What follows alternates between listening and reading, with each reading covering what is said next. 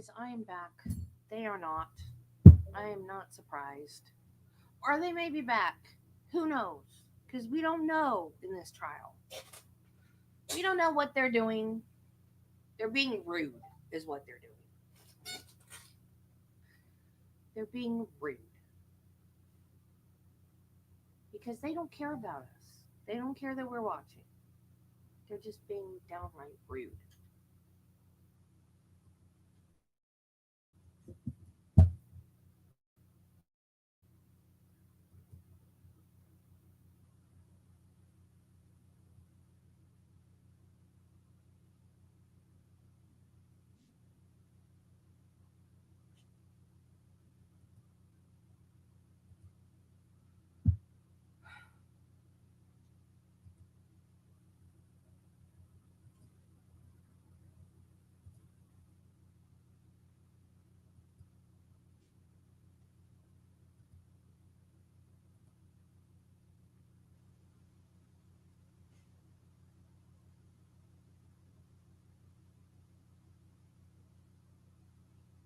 What is my computer doing? It's confusing me. Am I sharing the right screen?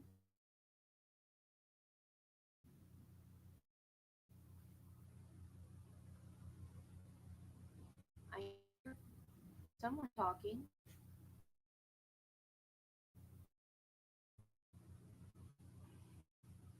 but I don't.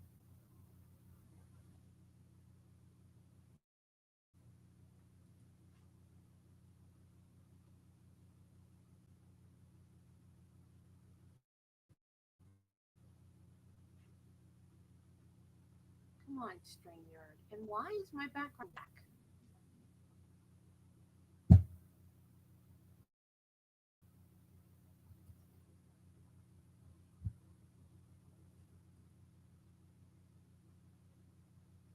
Oh, that was me talking. I forgot. I forgot to mute myself. Never mind. I told you. My brain's not working right today. Even worse than it doesn't work right. Even worse than it doesn't work right normally. Yeah, I can't even talk. Jeez. Uh.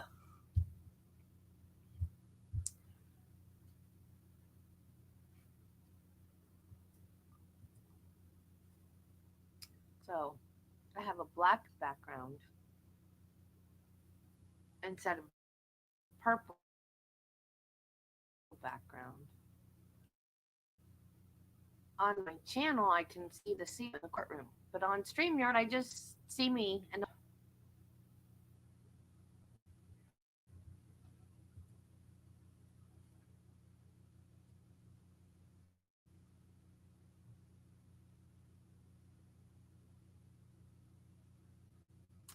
okay, hang on. Not the whole computer, just StreamYard.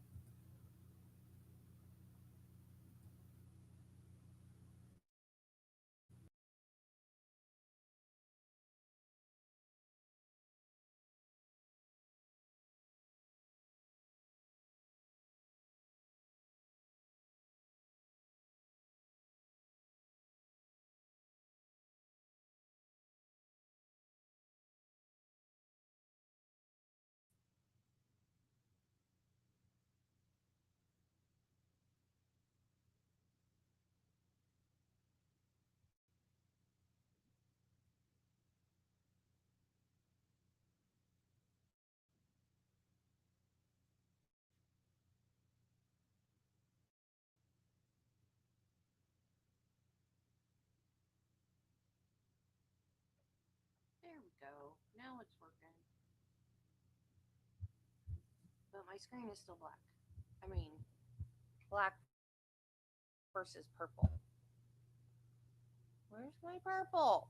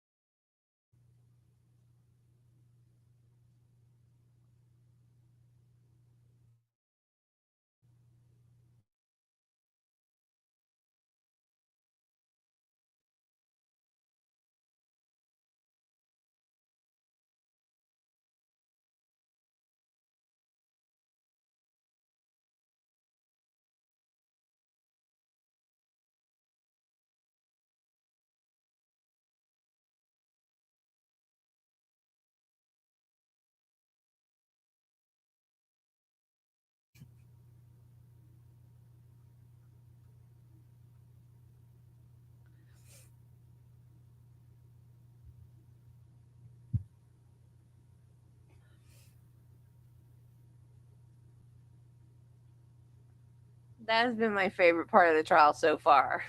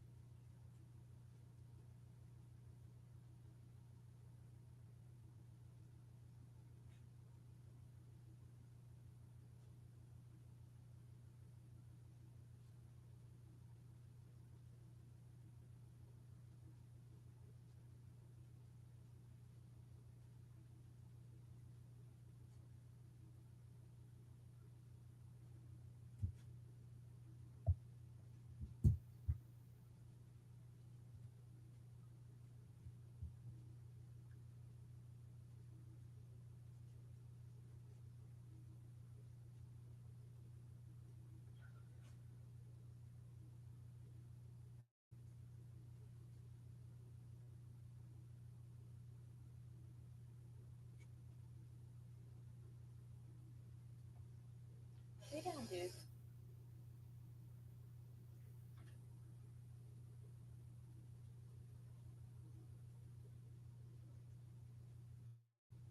Lay down, Spike. Lay down, baby. Good boy. Good boy. I love you.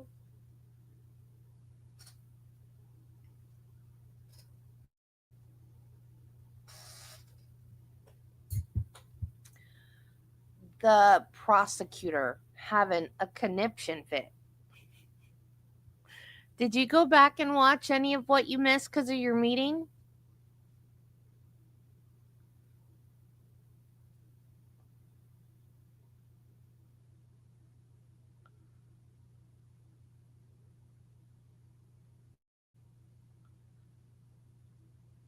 The prosecutor yelled objection so loud that it scared Judy.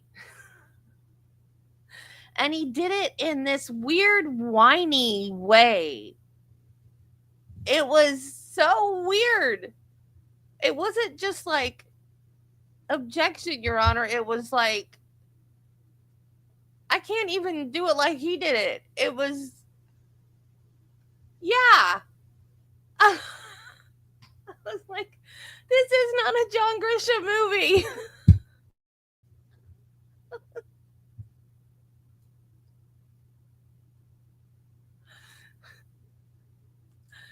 And it was also when Zachary said it, I was like, and now the whole jury is like, that's why he's in jail.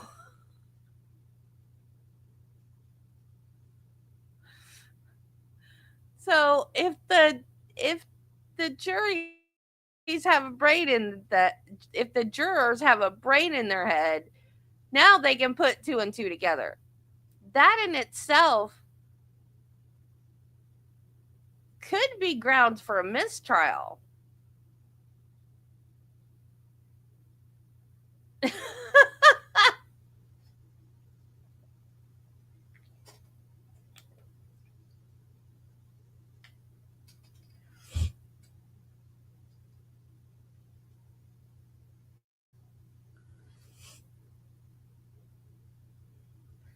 But this is such a bizarre trial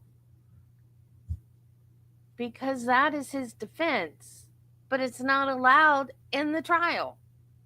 I've never seen a trial where the actual defense is not allowed in the trial before.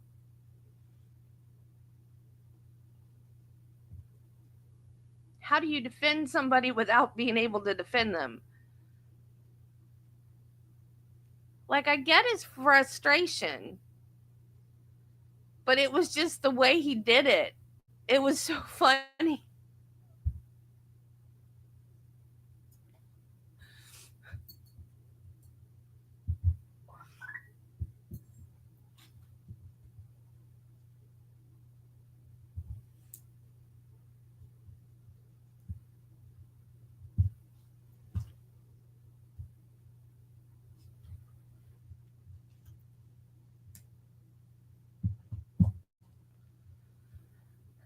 And I've got to delve into this Karen Reed thing because I was not, when I watched it yesterday, I was not catching the little nuances. So I need to pay attention to all of Peter's stuff on it. Like I was getting the tension in the room.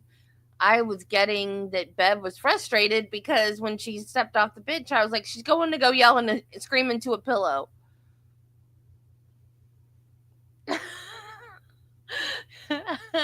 Yeah, just raise the objection paddle.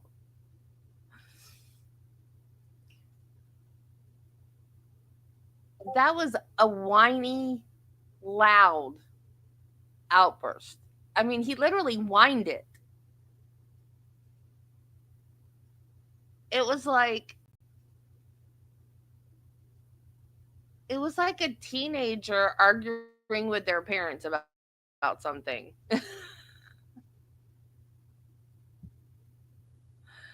It was like a tattle. Like, come on, you know you're not supposed to do that. Well, what do you expect? He's fighting for his life. You know he's going to say it. That's his whole defense. And no matter how many times you tell him not to say it, it doesn't matter. He's going to say it. I applaud him for his restraint because like I said, he's fighting for his life and he's obeying the rules for the most part. He's not mentioned the baby corn at all.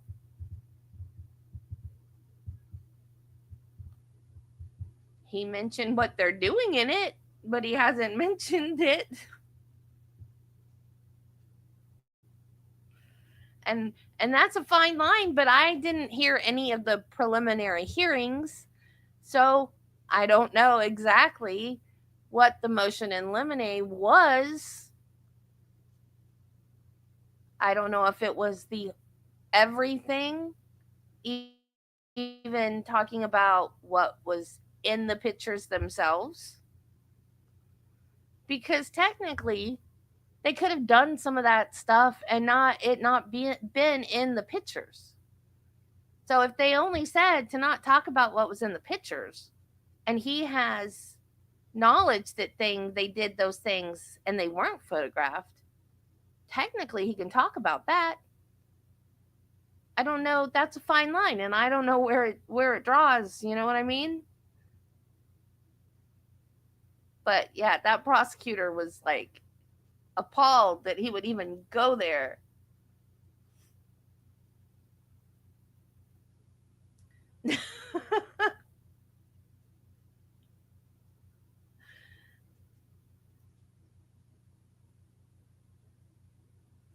I okay, so I understand him equating Cynthia Parnell with his evil sister, right? Like I get that. But why did that make him, and I get that he sees the decline in the little girl. I get all that. But if he is telling him under no circumstances, no amount of money would make him do this, what made him change his mind? I mean, he did admit that he lied. But like, why did he change his mind? He said if he thought that that was the only way to make it stop, but still, you're going to go to prison for the rest of your life for someone that's not yours. She's not your child, not your niece, not your cousin, not your, just some man that you met when you were playing the piano one day. I was thinking like maybe he had a bad childhood or something and this was a man that took him in and cared for him, like that type of a relationship where he really felt he owed him something. That's what I was thinking. That was the dot that I needed to connect to know why he felt he owed this man so much to do this for him. And there was not that kind of connection. And I've always said, I'm not going to prison for anybody. I don't care what the circumstance is. So the fact that there is no like super tight relationship between these two people and he did this is just blowing my mind. That's like an overdeveloped sense of justice, like Robin Hood syndrome or something.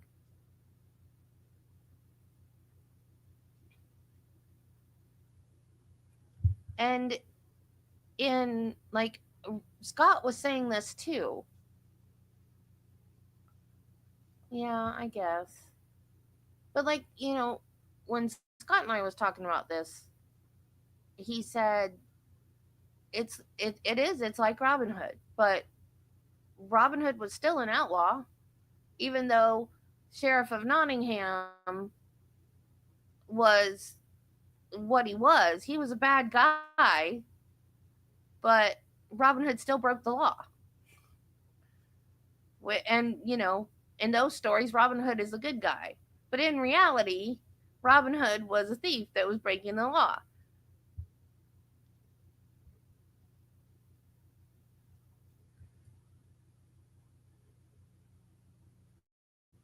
Well, yeah, because he's identifying with the way it messed up his family.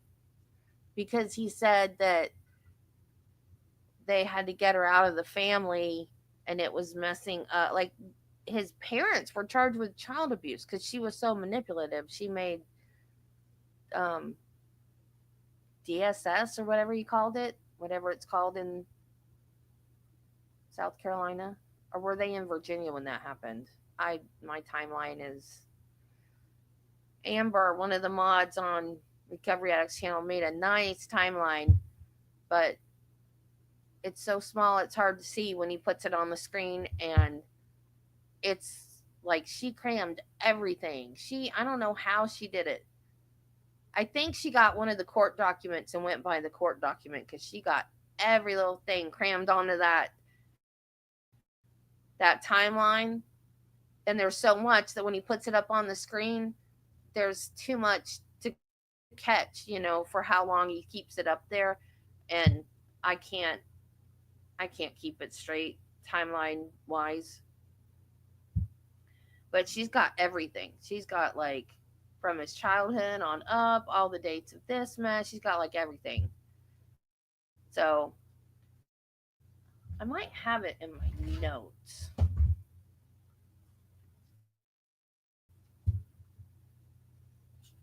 I didn't write it from his testimony, but I think, oh, I don't think it's in this notebook. I got to get a better system. I've got a whole bunch of like spiral bound notebooks, and one's got YouTube written at the top, and one has trials, and one has preliminary hearings, and one has research for trials. I got to get a better system. I don't know how to do this, y'all. I'm winging it. So I started writing it in another notebook because I was going to go through all of Gigi's recaps and then over the weekend and Monday so that Tuesday morning I could tell you guys everything. And it didn't get done. I think I found the notebook. Um, oh, maybe this wasn't the right one. I thought I wrote it down somewhere. I didn't write it down when he was talking about it this morning because I thought I had already written it down somewhere. Apparently, I didn't. I only thought I did. Maybe I listened to it and didn't write it down. I thought I wrote it down somewhere. Maybe I wrote it down. Did prosecution mention it? Like where all he lived in opening statements? Maybe that's.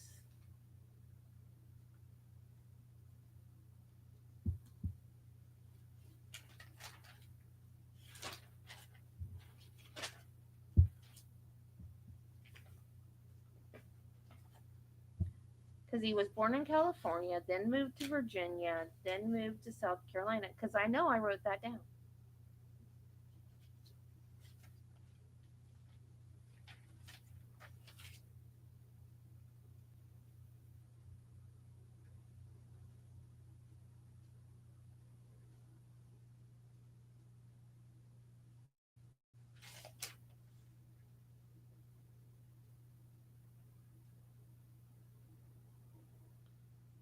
No, I didn't. I don't know where I wrote it down. I gotta get better at this, y'all.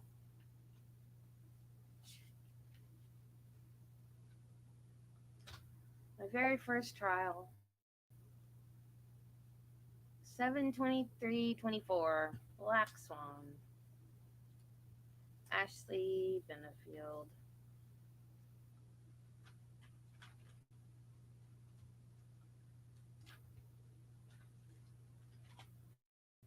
And then Sarah Boone.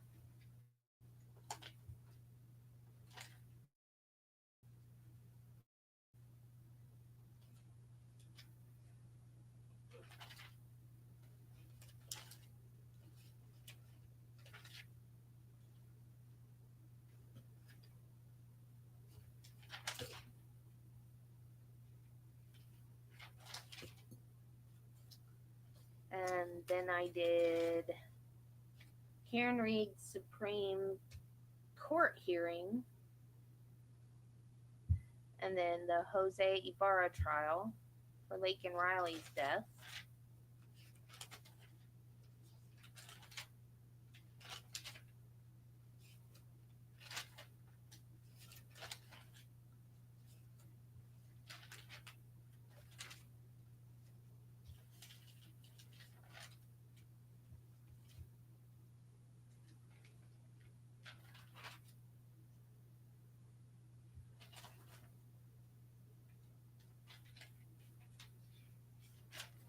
And then it looks like I did another Karen Reed hearing.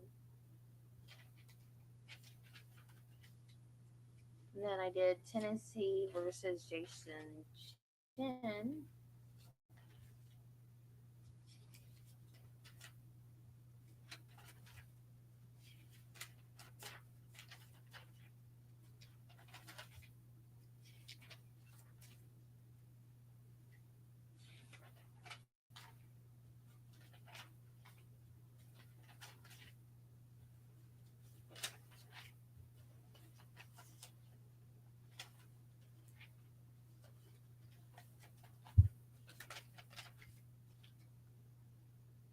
And then Colin Griffith. I've done a lot more than I thought I had.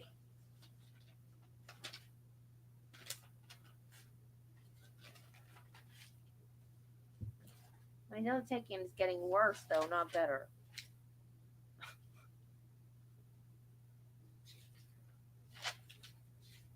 And then the dog park trial.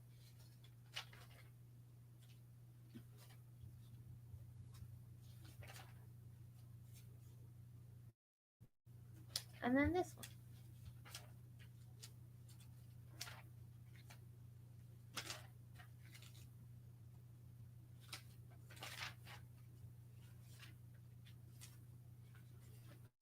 I've almost got a whole notebook full.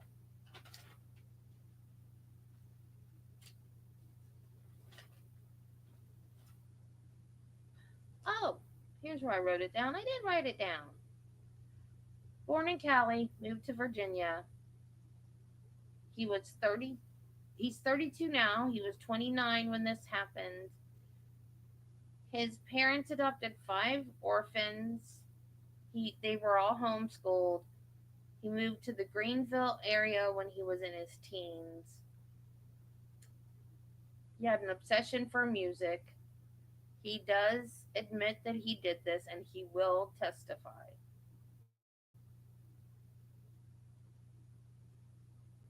Oh, that was the defense opening statement.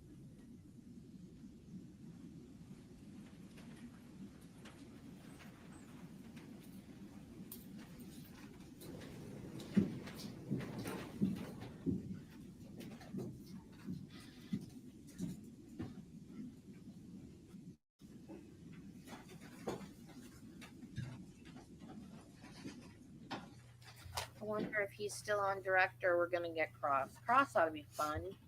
Okay, ladies and gentlemen, um, as I stated at the outset of this trial, I am sole judge of the law in the case while you, the jury, sit as the judge of the facts. And part of the role is to make determinations about what evidence can and be admitted and presented to you. The gatekeeping role rests with me, the judge on the law, and I want to instruct you that you're not to consider any testimony that I have instructed you to disregard.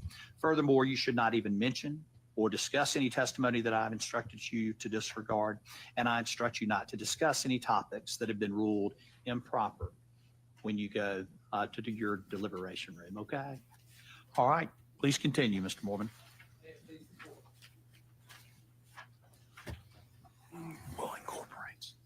Zach, before we broke we were in the time period of end of September, beginning of October of 2021. You remember that? Yes.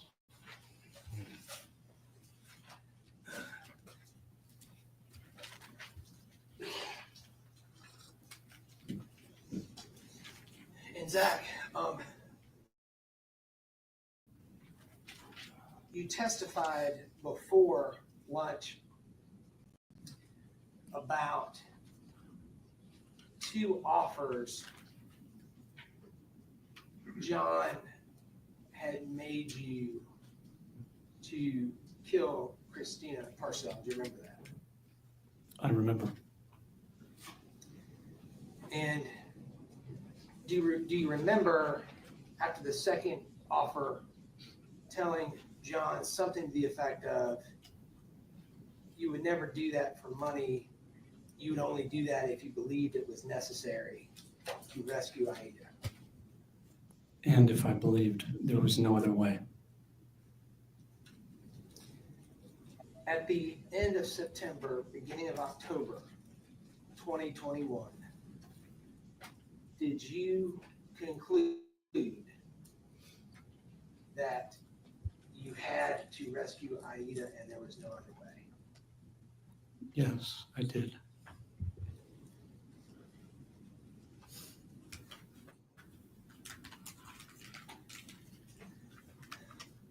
Let's talk about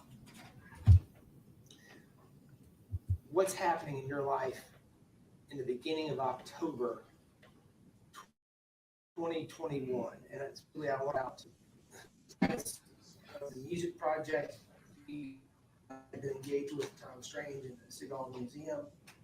I also want to talk about other employment opportunities. So tell the jury what was going on in your life on that front at the beginning of October. At the beginning of October, I was just coming off finishing the project at the museum. We finished in September at some point.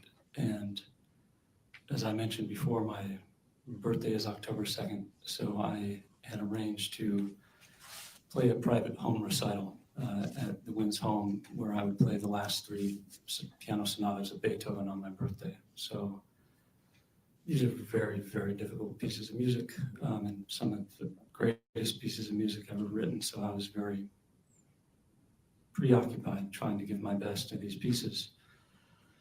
And shortly after that, a friend of mine reached out who had done some work performing on cruise ships. There's an organization called Lincoln Center Stage that recruits conservatory-trained musicians to form either a piano quartet or a piano quintet to play classical concerts on cruise ships. And they had a pianist drop out at the last minute, and long story short, I interviewed for this job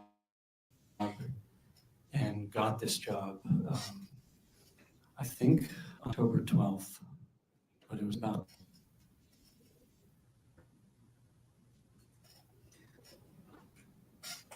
Where is on October 12th and 13th?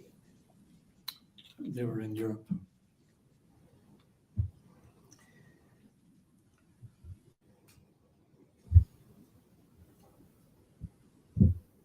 And ultimately,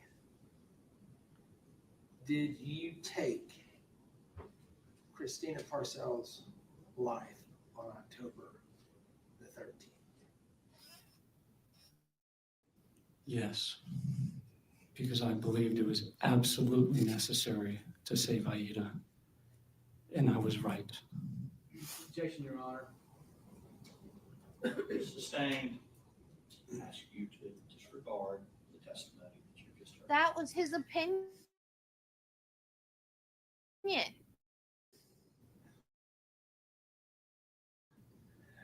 I want to talk about, Still not defending him, just saying. I want to talk. You've alluded to it a little bit.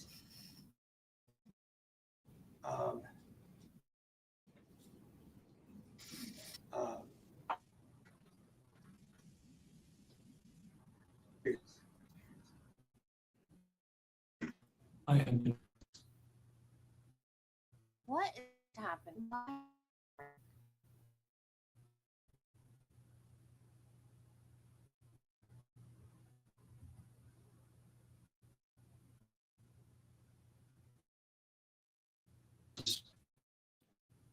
as I stated, since the end of June, I believed I was in complete and grave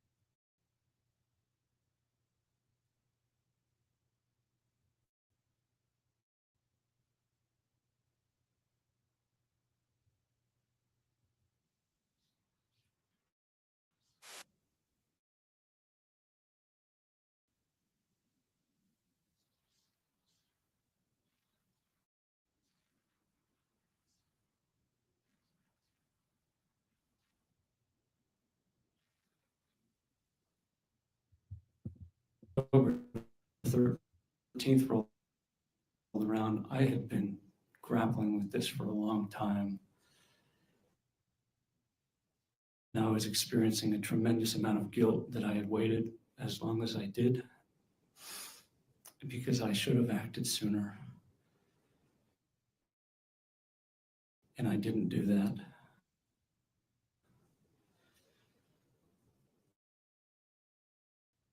So I had come to the realization this offer, essentially it was now or never.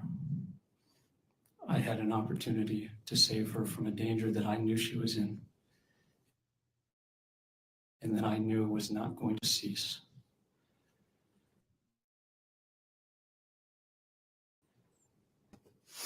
I just couldn't go on with my life and leave her to drown. I mean, I had a great life. I had everything. I made money doing what I loved.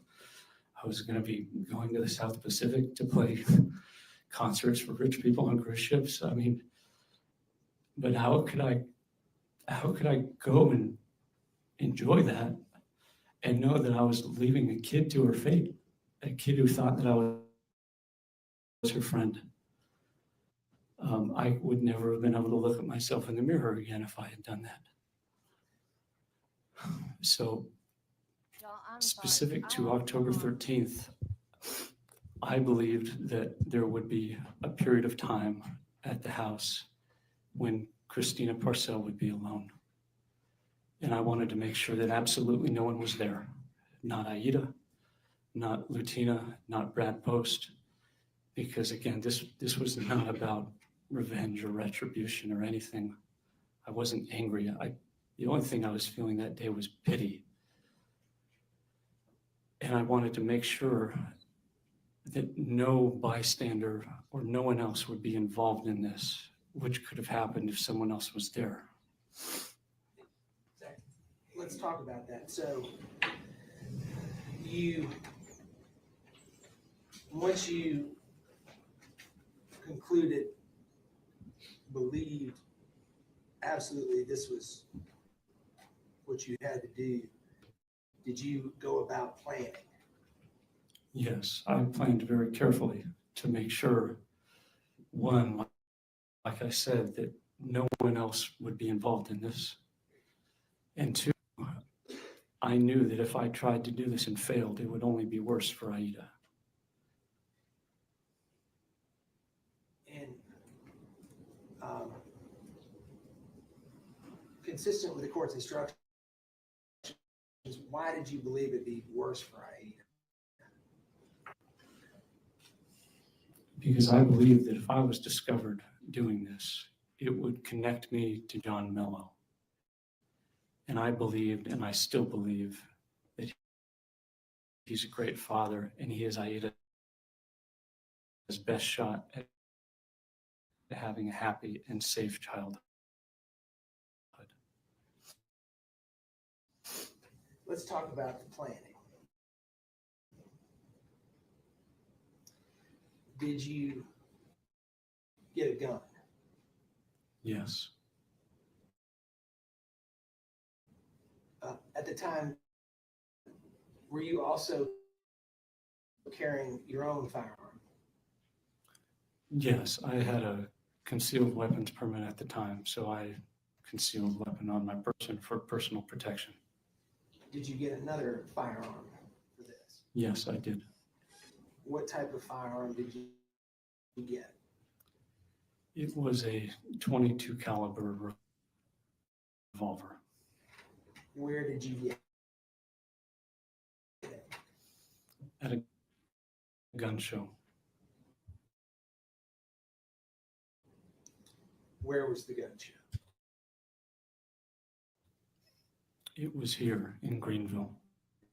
How long was the 13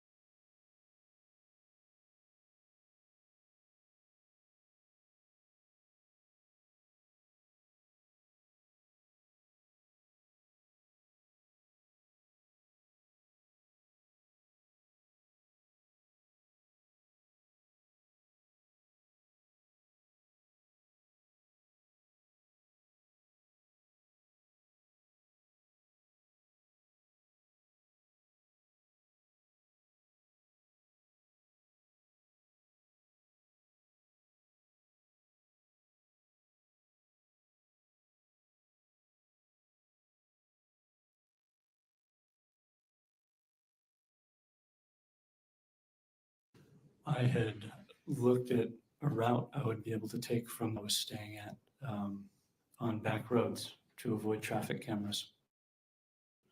So maybe a few days beforehand, I looked at Google Maps and I figured out how this route would lead.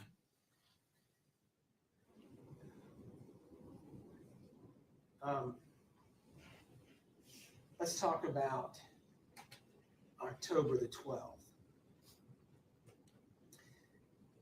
Did you originally plan to do this on October the 12th? Yes. Zach, consistent with the court's instructions, describe to the jury why you didn't do it on October the 12th. I woke up that day and I just felt such reluctance, and something in my gut told me it wasn't the right day. And I waited one more day.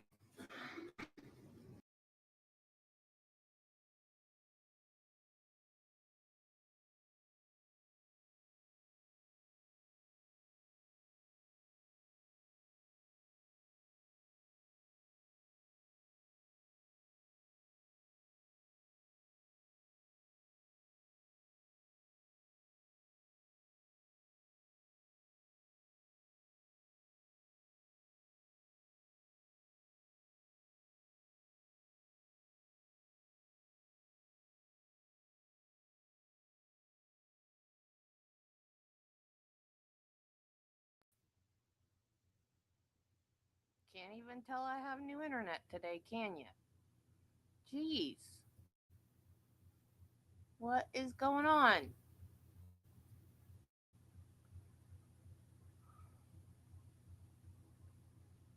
Let's go to October the 13th.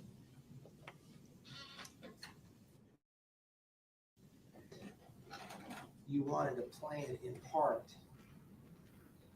to prevent or minimize danger to others. Remember that? Yes, I do.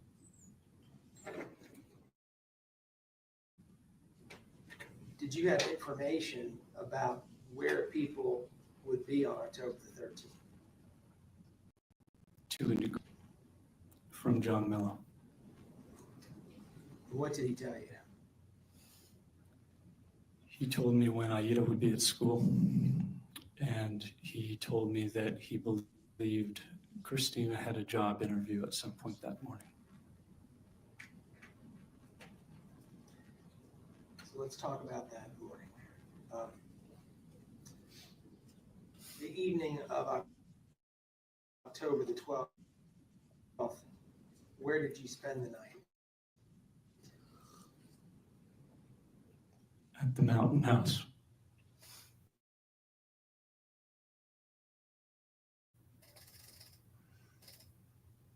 You woke up on the morning of Yes, it is.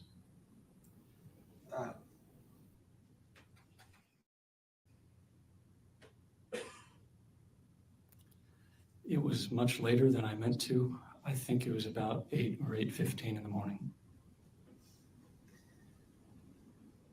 when you left the Mountain House, in which vehicle did you leave? In my Ford Ranger. What was in the back of the Ford Ranger? My bike. That bike right there? Yes.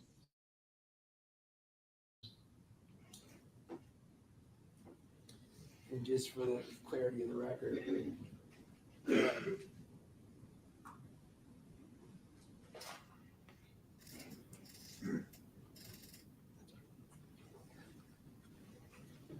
what else did you put in your pickup truck in addition to the bike?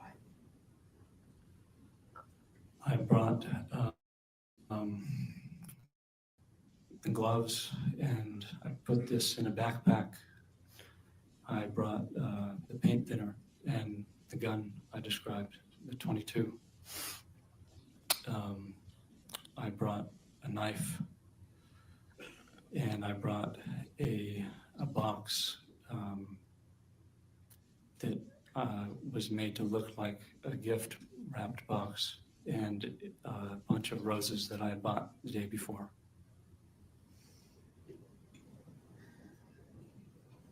Talking about the roses in a minute.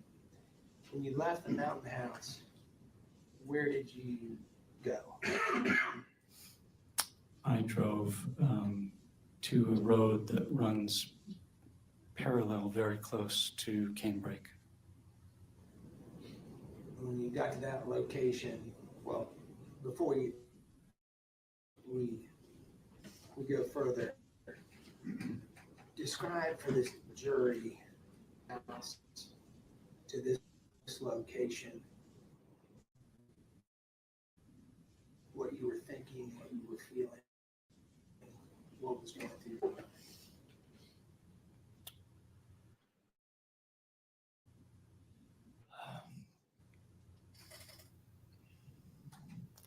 Like I said, I had wrestled with this for months. I had come to the point where rationally I knew that the only way Aida was going to be saved from what she was enduring, but there's another element, a human element, which is just so reluctant and revulsed by the idea of taking a human life. So I had prayed a great deal about this. I had prayed like I'd never prayed before, because even knowing that logically this was the right thing to do, it didn't aspect where I felt that I needed permission to do this. And I was so terrified that somehow I might be doing the wrong thing. Like I knew that it was right logically, but there's the emotional aspect was just reeling against this idea. It's And not. more so because she was a woman. I was raised Right, to logic. always protect my sisters and mother, and it's just repugnant to me, even though I believed it was necessary. One morning, I had 2 days earlier, and I had felt this was the right thing to do, no matter how terrible and difficult it was going to be. So like I said, I felt pity because I realized that this was just the only way to save a child. And it felt like a foregone conclusion because I knew that I had a duty to do this to save a child. So physically, I was experiencing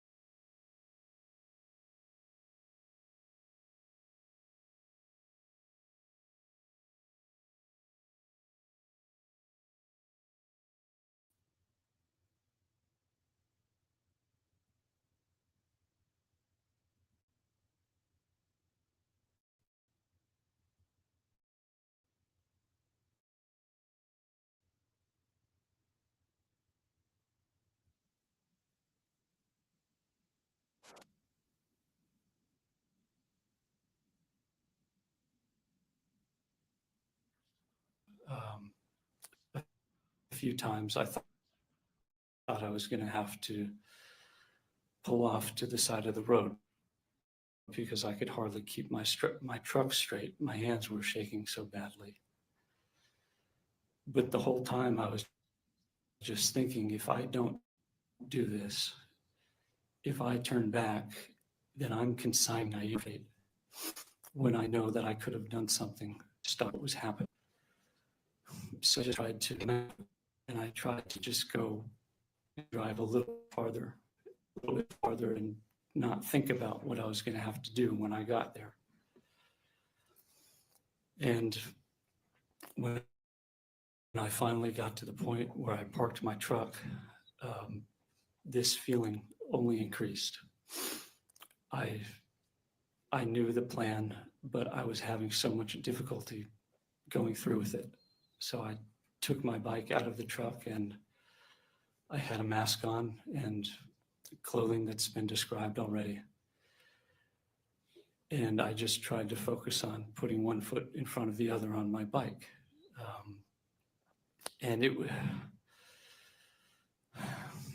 it felt like some runs or rucks I had been on where all I could do was focus on putting one foot in front of the other because it was so difficult to keep going.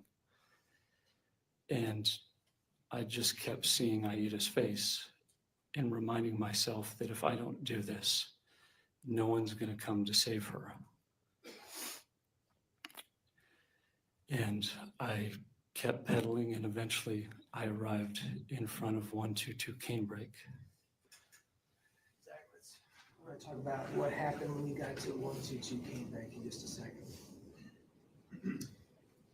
You described having a gun and having a knife. Initially, were you going to use the gun? Yes. Did you ultimately decide to use the gun? No. Why not? I was very concerned about using a gun because of how loud it would be.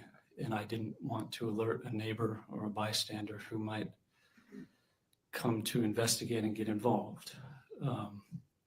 So I tried to suppress the gun by making a makeshift suppressor. And in movies, these things are made out to be like it's very easy, and a suppressed gun is just very silent. And that's not the case. So ultimately, I test fired the gun, and I had bought some subsonic ammunition, which is supposed to be quieter, but I didn't realize that on a revolver, a suppressor doesn't work because the end of the cylinder is open. And I realized just a day or two beforehand that I couldn't use a gun because it could potentially involve someone else in this if someone heard a gunshot and came to investigate. If you had had a choice, would you have rather used a gun? I would have rather not to have had to have done it at all, but if I had to, I would have chosen a gun Why is that? because it would have been quicker and more humane.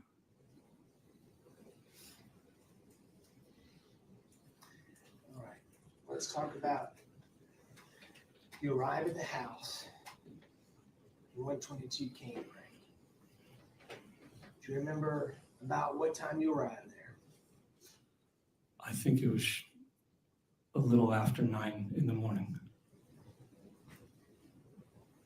And you arrived there on your bike. Is that how you- Yes.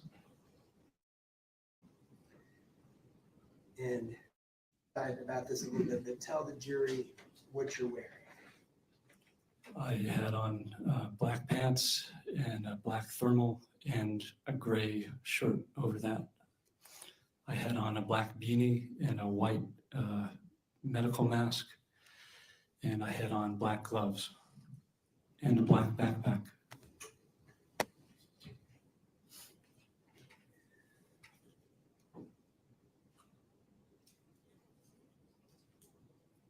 Do you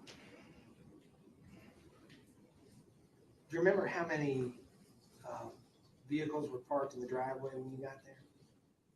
One. When you arrived at the house and you got off your bike, what did you do? I laid my bike down in the driveway, and I took my backpack off, and I took out the box that had been gift wrapped that had an end open. And I put the .22 revolver in that box. And I put the backpack back on my back, and I took a bunch of roses, and I walked up to the door and I rang the doorbell. And I was shaking and freaking out at this point because there was nowhere I wanted to be less than at that house on that morning. And when I rang the doorbell, the door opened and a woman came to the front. And I thought it was Christina Parcel, but I wanted to make sure. And I also wanted to make sure that no one else was home. So I told her that while I was holding the box and the roses, that I had a delivery for Lutina Parcel, her sister. And she told me that Lutina wasn't home. So at this point, I realized that Christina was at the house alone. And I handed her the roses. And I took the revolver out of the box and I pointed it at her and I told her to be quiet and to go back into the house, which she did. And I followed her into the house and I shut the door. And I was experiencing such anxiety that my body wasn't really doing what I was telling it to do anymore. Like when I realized that I couldn't use the gun, which was unloaded at this point, my plan had been to try to knock her unconscious because I didn't want to cause her or anyone any pain. That wasn't my intention. I just wanted to save Aida and to make sure that no one else who was a bystander would be involved in this or could be endangered in any way. So I tried, while she was holding the roses, to strike her on the head and knock her unconscious.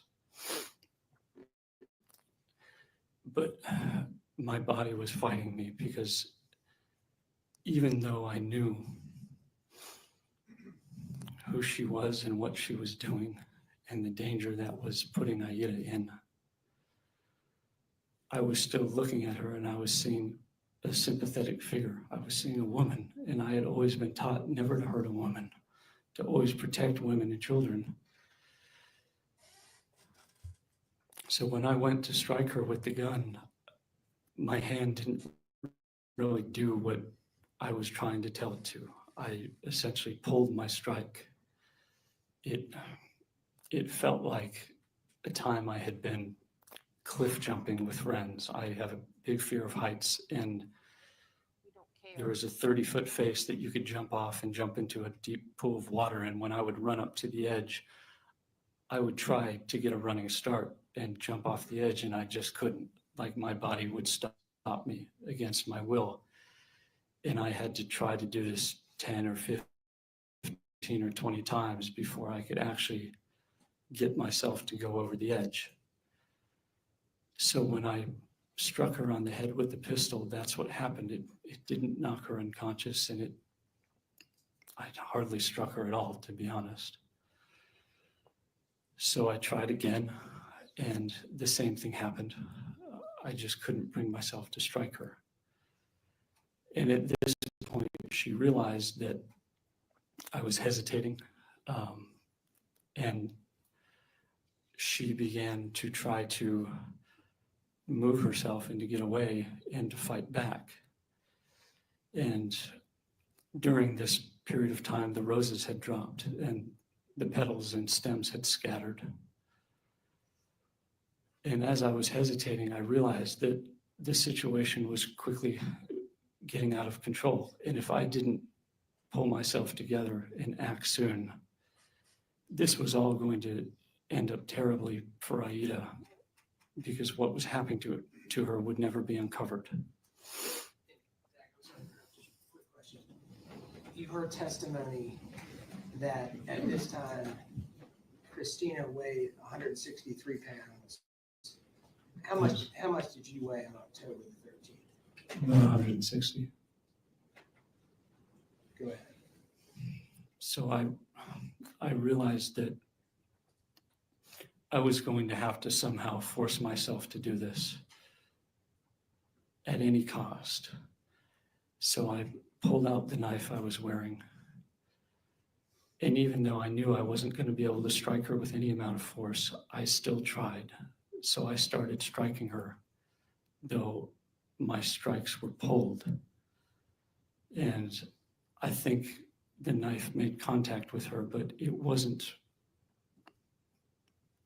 stopping her, and it wasn't inflicting anything that could be a fatal blow. And she started to fight back. She realized I was hesitating, and it became a struggle. And in this struggle, all I could do was try to overcome this resistance I had towards doing this thing. Even though I knew it was right, I still had this physical and emotional resistance to doing it. So I just kept striking her until finally we fell on the floor. And at this point, I had just tried to take my mind out of it and just try to get through this and finish it as quickly as possible, because I realized that it was only becoming prolonged, and I had to do this in order to save Aida. So I don't remember how many times I struck her. I just remember that when it finished, we were on the ground, and I stopped striking her when she stopped struggling.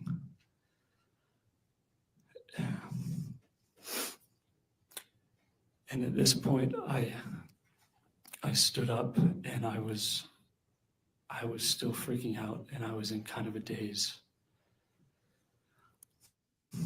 And I was just trying to pull myself together and figure out what I needed to do to leave the house.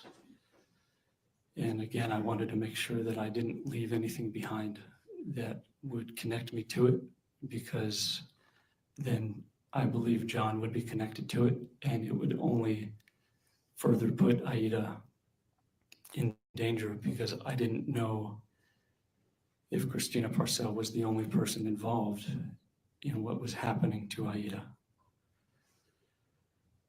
And she wasn't.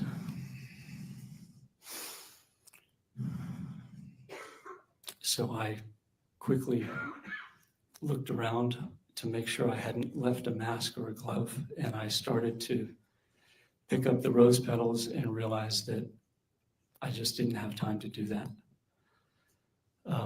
Again, I was concerned that a neighbor might have heard the commotion and that a neighbor might come by to investigate, and I didn't want that. So I drew the blinds, and I moved her body away from the door, which had windows, because I didn't want someone to come to the door and see her. And I put my things back in the backpack, and I looked in a mirror before I left to make sure everything was in order, and I saw that she had scratched my face in the struggle. And of course, I realized that this could leave DNA. So I used the paint thinner to try to clean her hands. And then I changed my mask, and I took off my outer shirt because there was blood on it, and I put it in the backpack. And at this point, I was really worried that someone, that Lutina might come back to the house, or Brad Post might come to the house, or a neighbor might come over. So I was trying to leave the house as quickly as possible. And before I left, when I realized that I had probably left my DNA there, despite my effort not to, I prayed again and just said that I believe that what I've done is the right thing, and I believe that I did it for the right reason. But if it's your will that I be connected to this, then I will turn myself in, and I will own up to what I've done, and I'll take responsibility for it, because I believed that it was the right thing. And then I left. I exited out through the door, and I got back on my bike, and I pedaled my bike back to the truck and I drove back to the mountain house. And I was still completely freaking out and it felt entirely surreal. But there is a big difference in how I felt in that as soon as I left the house, I felt the most enormous wave of relief wash over me because I knew from that moment on, Aida would be safe. Aida would be safe from the sexual abuse that her mother was perpetrating on her. And there is proof to that the state is hiding from you. Your Honor, instruct him to be quiet. Okay, you need to stop talking. The jury.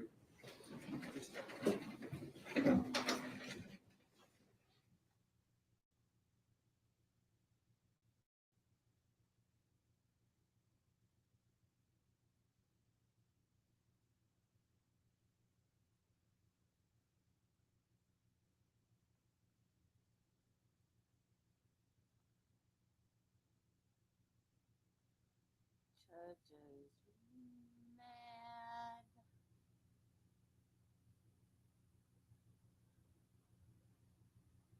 Mistrial.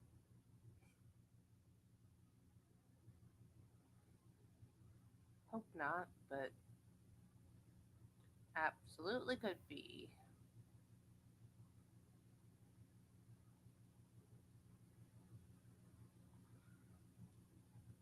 I I'm not defending him. I don't think he should be found not guilty. He absolutely is guilty. But I'm a very empathic person and I feel for this guy. I don't think that makes him not guilty.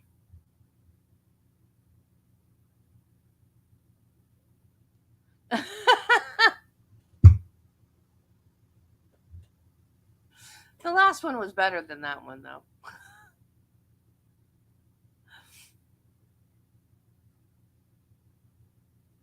The last one was more like a movie objection. Or maybe I was just ready for this one.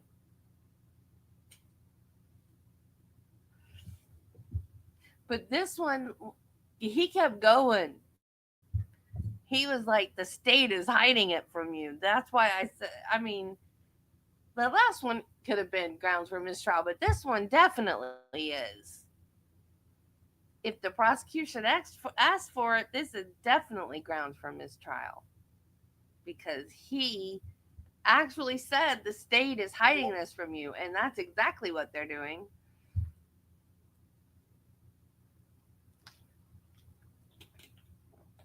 A judge can instruct the jury to disregard something all they want,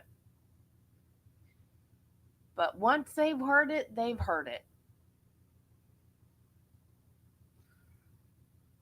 And I've been a Christian since I was 7.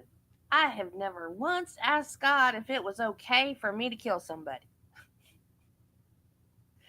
Because the Bible says it's not okay to kill somebody. I don't think that means you get an individual case by case pass on that.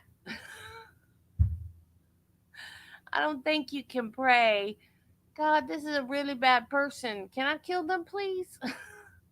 I don't think that's how that works. But now, I'm not saying, and I know someone's going to want to come back at me on this. I'm not saying he's not a Christian. Christians make mistakes too. But if you're a Christian and you make a mistake, especially a big one like killing somebody, you take responsibility for it. And that's exactly what he's doing. However, I don't think that means going to trial. I think that means taking a plea.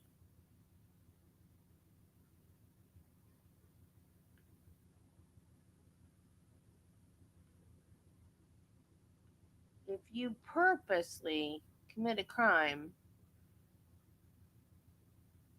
and you get caught, you should be like, my bad, lock me up.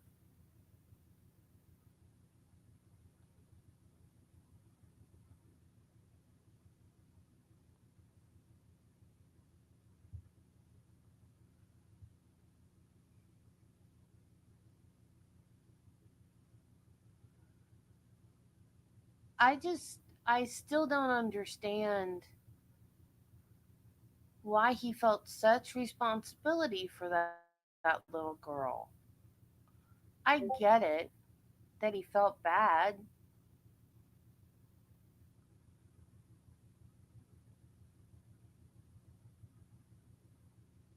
but he's like, how could I go off on my job on a cruise ship, living my good life, and not do anything to help that little girl?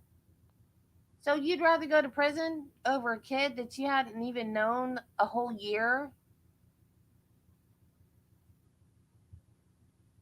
She was 9.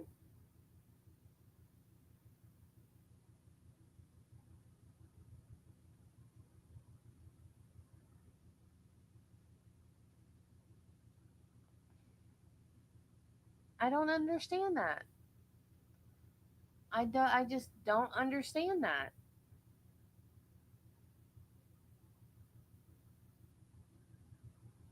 I mean, I feel bad for the kid. I do. I felt terribly bad for the child.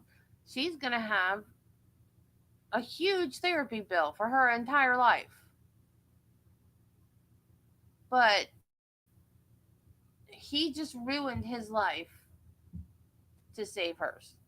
I mean, and the Bible does say there's no greater love than to lay down your life for a friend. But I ain't going to prison for nobody. Not happening.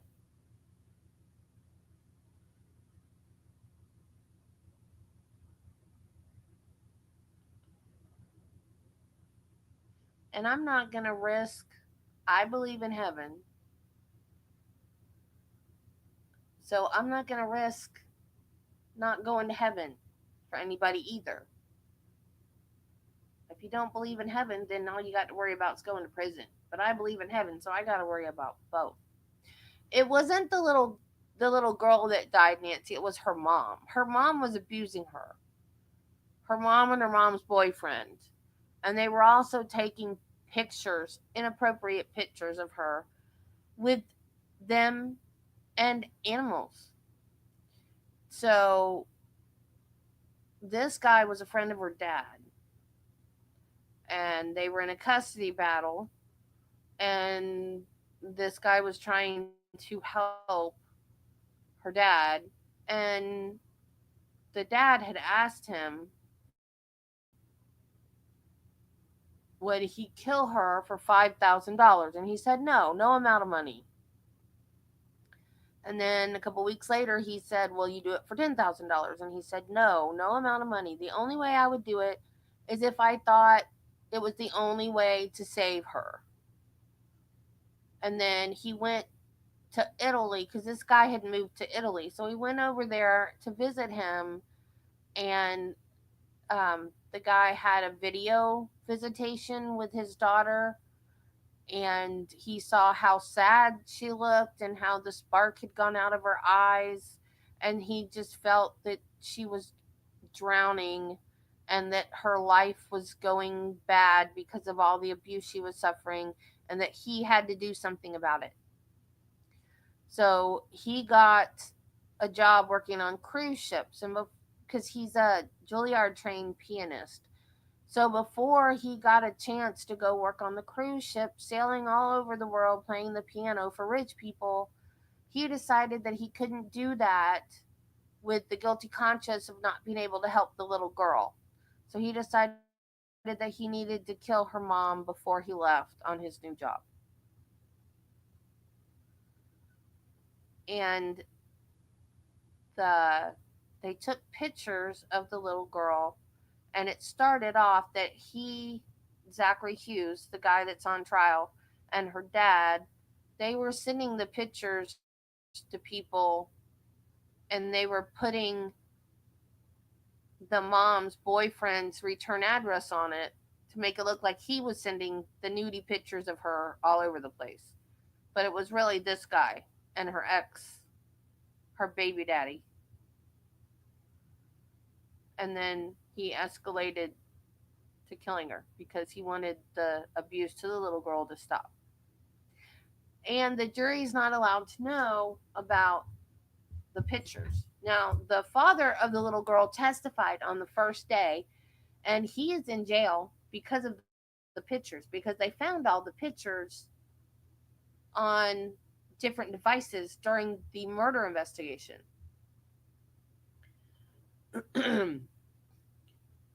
So that's why he's in jail. That's how they found them. They had done an investigation previously because her dad had him investigated.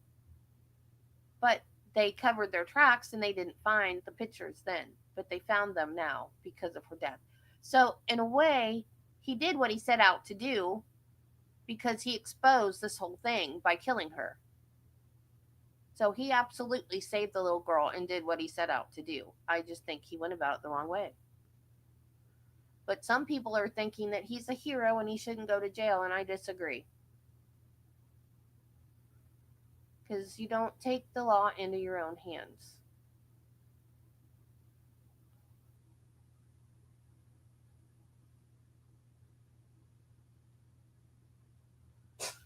You're welcome, dear.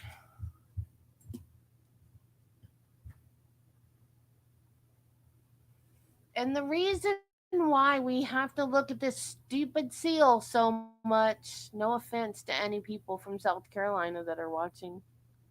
I didn't mean stupid. It's not a stupid seal, it's just a seal. But the reason why we have to look at that so much is because we can't listen. Normally, they send the jury out and we get to watch this part.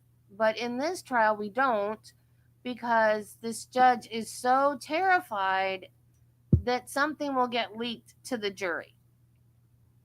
The trial itself is on a half-hour delay because if anything gets accidentally shown by the camera that he doesn't want to be shown, then there's a half-hour delay and it can be taken out by Law and Crime or Court TV or whoever is showing it. So that's why there's a half-hour delay. And then the reason why they're not showing this is because they're afraid that someone will stream it and then it will get seen by a jury member. And the only reason why I know what happened yesterday was because Gigi, who has the channel Pretty Lies and Alibis, was in the courtroom yesterday. So she got to hear all of it. And so she did a video when she got home yesterday telling everybody what happened. And basically, he was just proffering witnesses in front of the judge, recalled some witnesses that he talked to already, or he didn't cross-examine a lot of witnesses. So I don't know if they were witnesses. They were witnesses that were called from the state. Some of them were, and I don't know if they were ones that he just didn't cross-examine the first time, or he wanted to call them back to ask them a different line of questioning. But they were not allowed to be questioned in front of the jury. That's why we didn't get to see that part. He did all the questioning to those witnesses just in front of the judge for the judge to decide whether or not he could ask them questions in front of the jury. So that was why we weren't allowed to see that part of yesterday afternoon. And he was not allowed to. So starting back today, this is the only witness that we have had. And I was hoping we would get cross started tomorrow, but it doesn't look like it because they keep stopping because Zachary keeps trying to tell the jury about the baby corn, which we've decided to call it baby corn because I think it's stupid to call it cheese pizza. I like baby corn because corn rhymes with the P word and baby is a better description of what it actually is. So I like baby corn better. There's too much explaining with cheese pizza, and then people still don't get it. So it's baby corn now.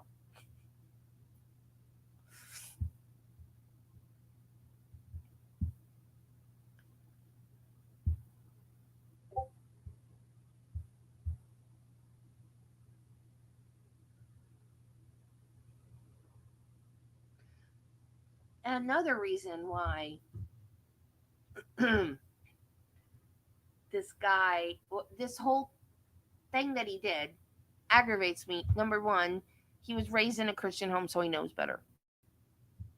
Number two, he's a Juilliard trained pianist. I took piano lessons from 6 years old to 16. I can't play worth crap. I can if I sit down and practice for hours and hours and hours, but I don't have that type of passion for music. I wish I did. I do when it comes to singing, but I don't when it comes to playing it. And I wish my mom had let me do singing lessons instead of piano lessons. But no, she wanted to take piano lessons and she never got to. So I had to take piano lessons. I was always embarrassed. And dang it, I can sing. So I did a senior play in high school, and I was actually, now I was not popular in high school at all.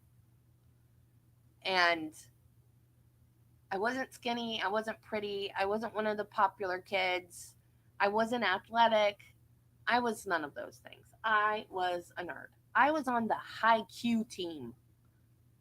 Okay, that's like the trivia team. I was on the high Q team. I was not a popular kid, but we got a drama class in my senior year, and I was the star only because it was a musical and I could sing because I was the only person that could sing. And in the musical, I don't even remember the name of it now. Two boys were fighting over me. This was like the least realistic to my life play ever. And my dad would tell me when people were out, because we lived in a small town and my dad was a state trooper, so everybody knew us. So people would come up to my dad and say, "Your daughter has a beautiful voice." And I could not believe it. I was just flabbergasted when he started telling me that. And then I started singing in church, and people, when they would see me like go to the sound guy at church and hand them a audio tape, people would go, "Oh, are you singing tonight? Are you singing tonight?" And they get all excited. I was like, "Yeah, I'm gonna sing." But no, my mom wanted me to play the piano.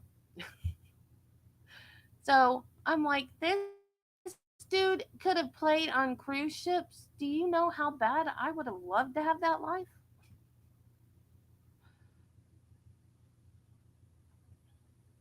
How is RA ahead of me?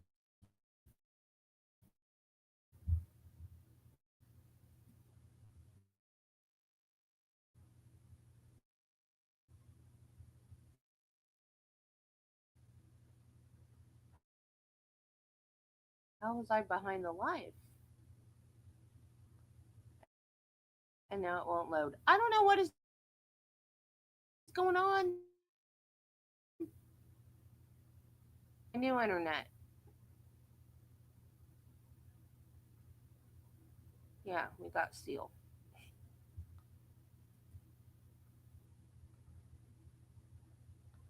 Because do you know how hard it is to get into Juilliard? This phenomenal person has thrown his life away.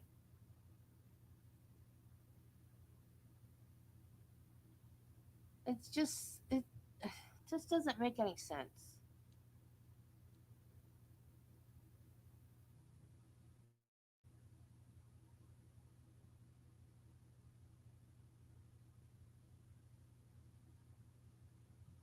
Yeah, you say I liked my cruise.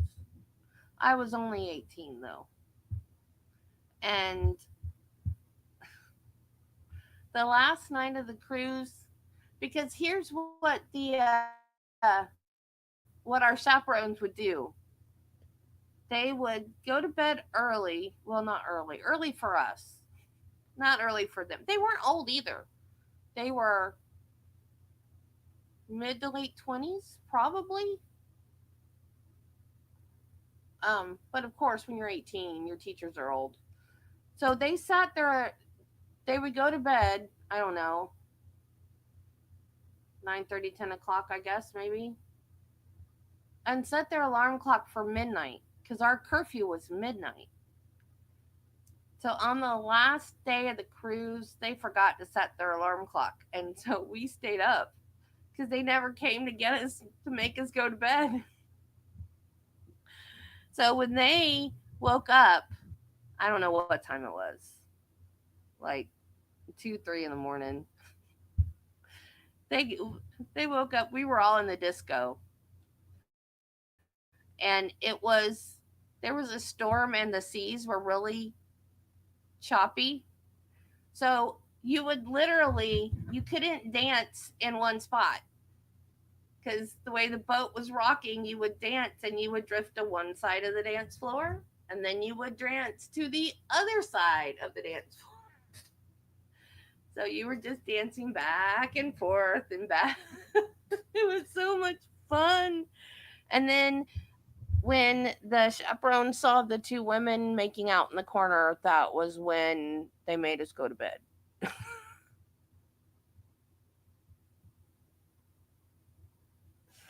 They were like, "Nope, you guys are going to bed now."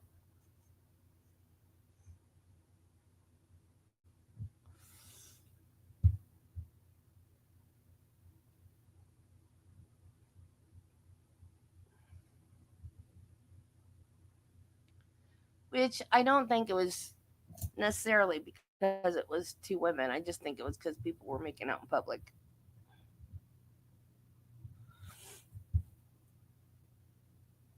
Because that was the whole reason to have a chaperone, so we didn't. Oh, and we weren't allowed to drink, but on the ocean, there's no drinking age. And they weren't told they weren't allowed to serve us. So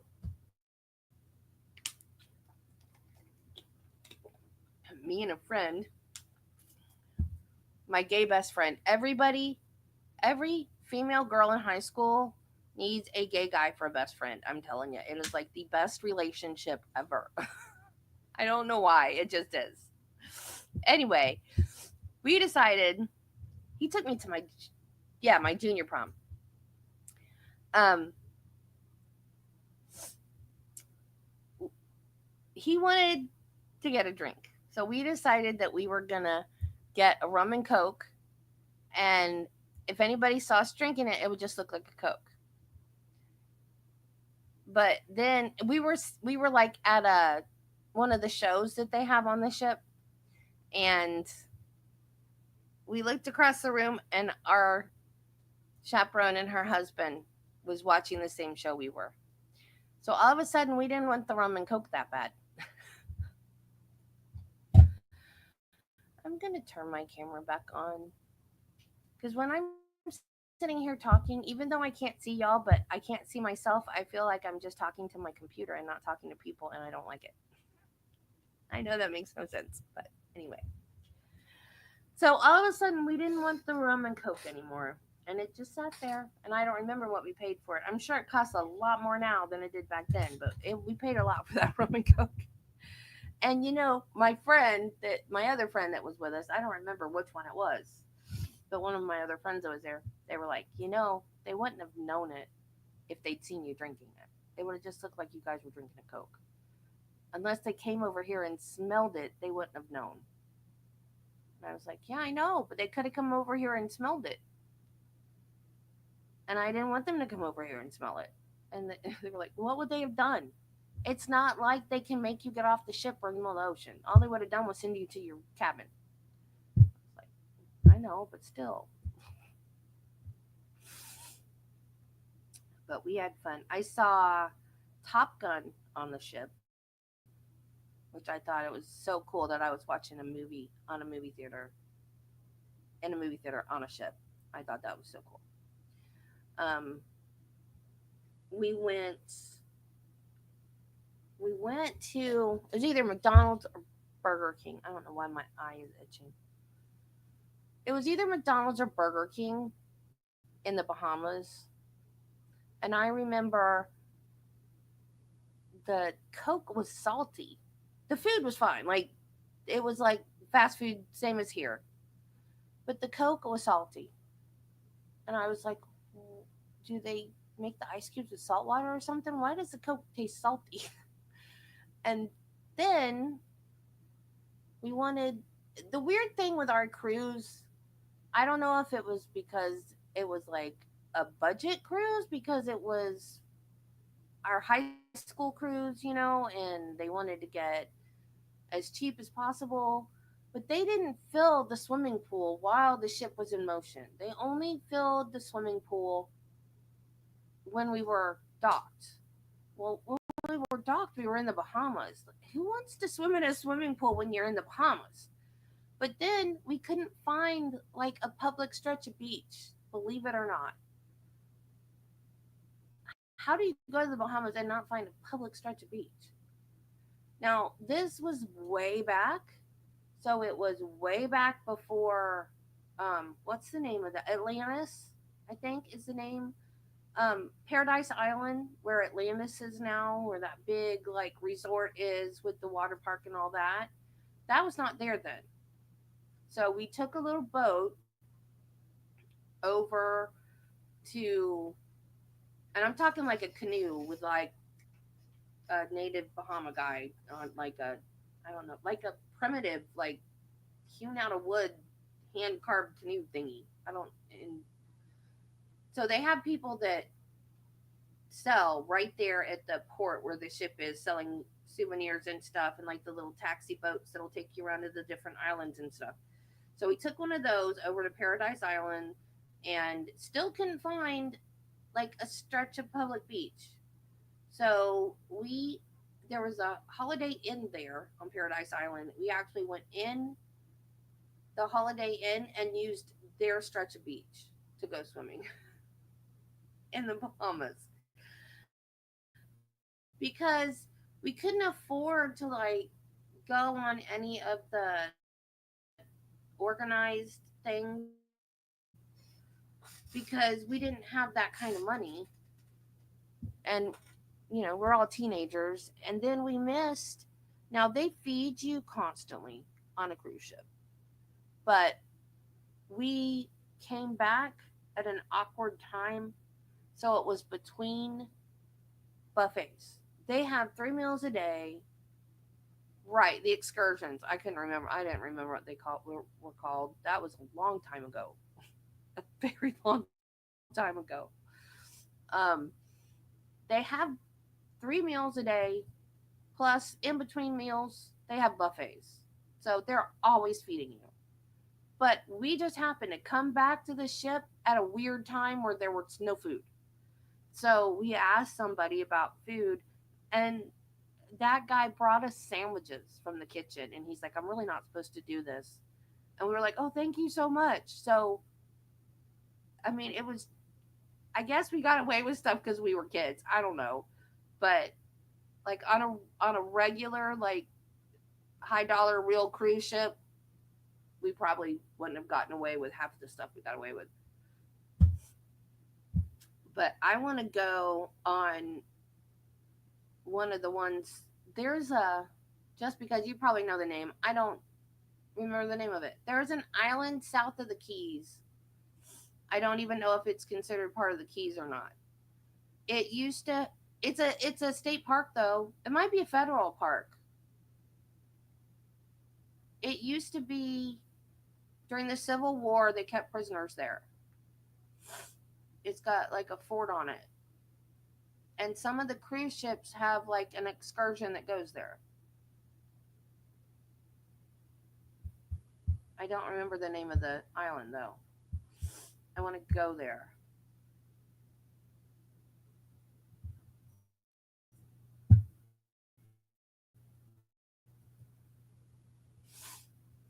don't even know how to Google it because I don't know the name of it.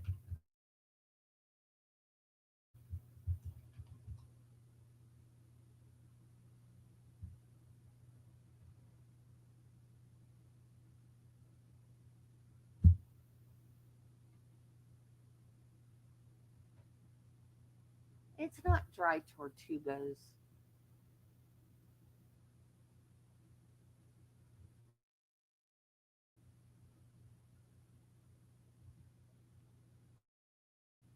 That can't be right.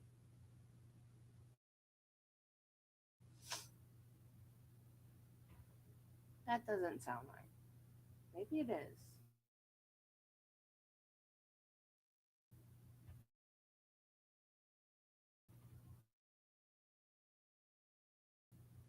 No. Maybe it is. No, because it's just one island. Dry Tortugas is 7 islands. Oh, I thought it was just one island. And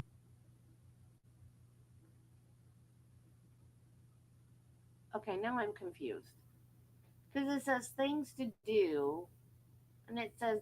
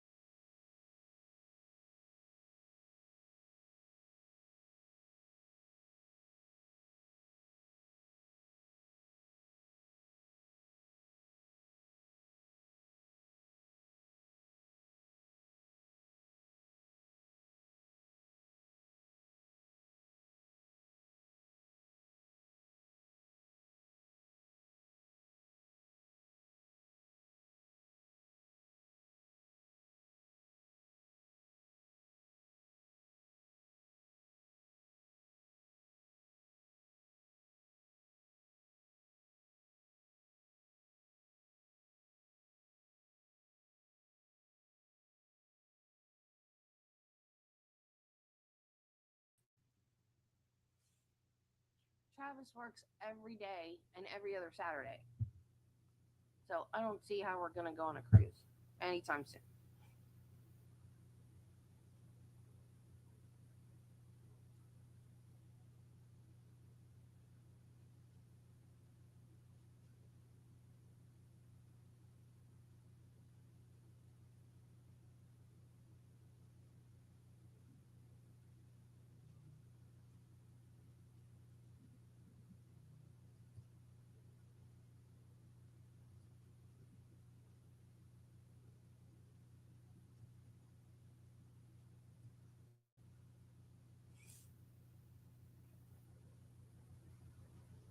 Maybe it is the Dry Tortugas.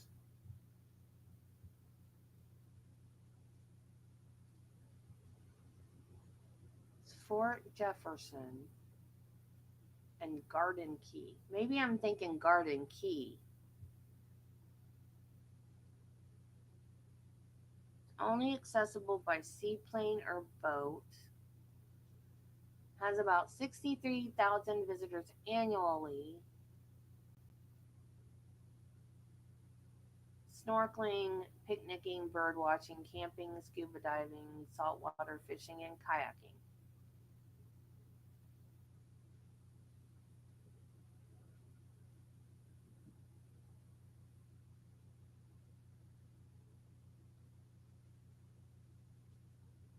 I didn't think it was part of the Dry Tortugas, though.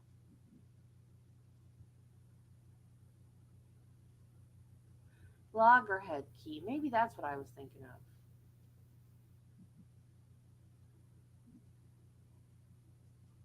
That's where the lighthouse is. Fort Jefferson is on Garden Key. Okay, so it's Garden Key. And there's a lighthouse on Garden Key too. But I know there's one of the cruise ships that has an excursion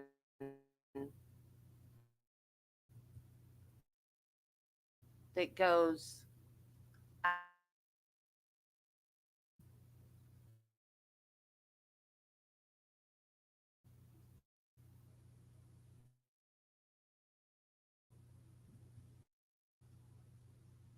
and the reason I'm bad with history, I'm really bad with it. But the reason why I know about it is because I read a murder mystery. There used to be this really neat murder mystery, and it's been so long I don't remember the name of the author. Um, but it no, not state parks, federal parks, and I don't know why she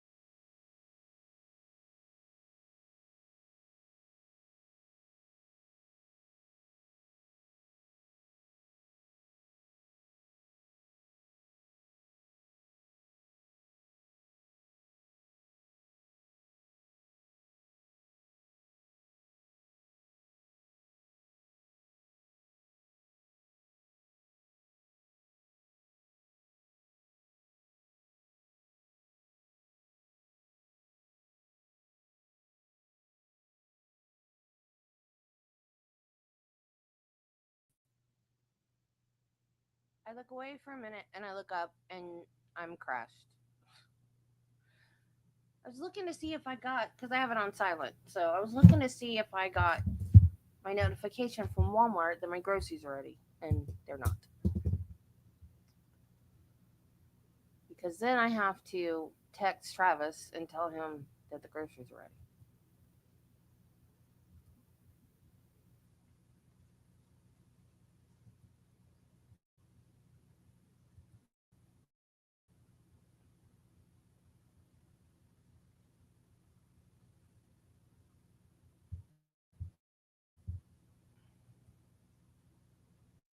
Oh, I just shared my own channel.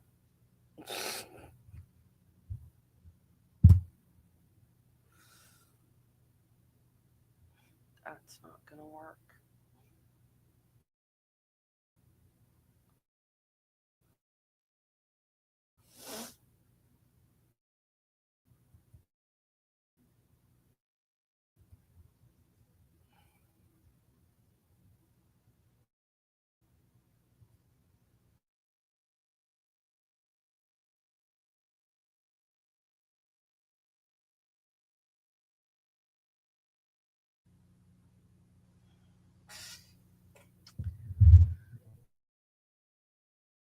I imagine we're done for the day.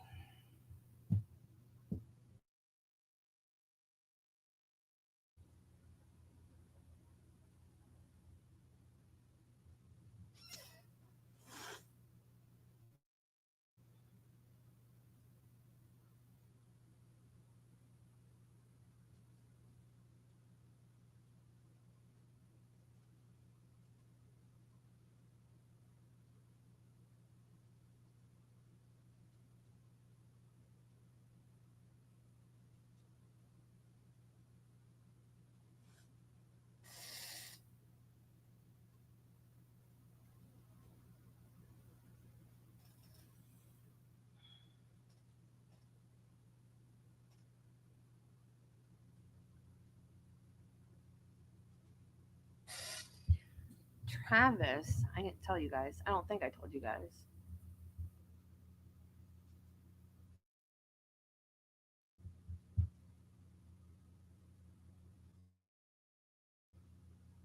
Well,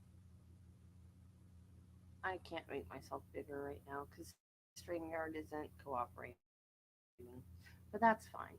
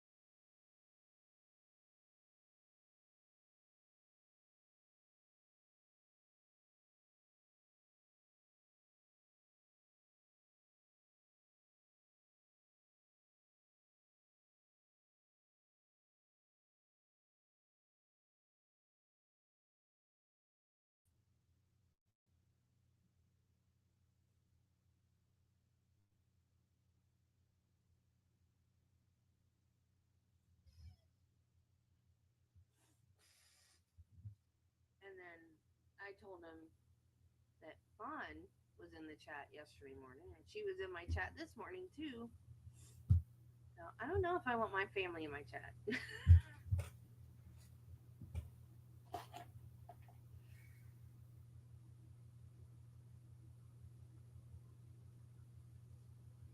I can't talk about them if they're in my chat.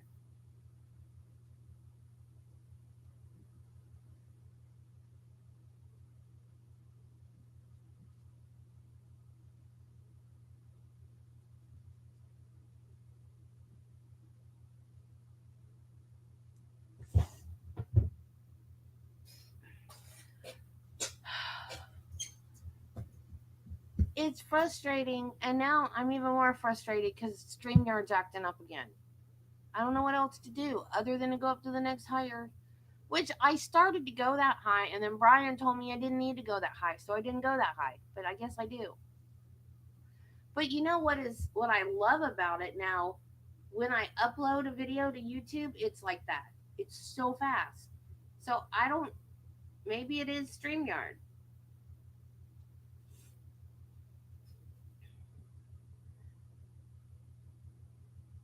I just. I guess. I don't know.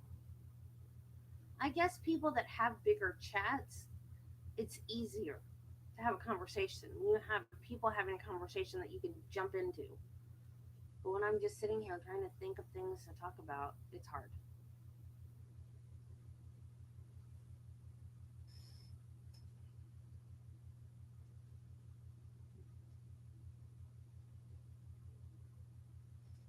And also, it's been a little easier because when I started this trial, I didn't have as many subscribers. So a lot of people have jumped in and they need clarification on things because they didn't start the trial with me. So that's given me more things to talk about. And then with the hearing that I did on Brandon Barnes and Victoria Tippett and Kendall Mims the other day, that was 2 months ago when I did the bond hearing on Kendall Mims. So that gave me a lot to talk about on that one. But of course, we didn't have the breaks, the giant breaks in that one like we are in this one. But I'm still not sure about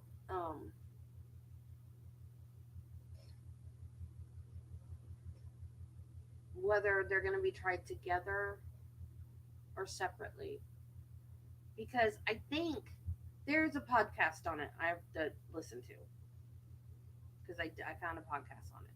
I think that's what the podcast was on. Because he's charged with murder. So I think he definitely has to be tried separately. The two girls are charged with accessory after the fact, misprision of the felony, and what was the other one? I wrote it down. Where did I write it down? That was the problem.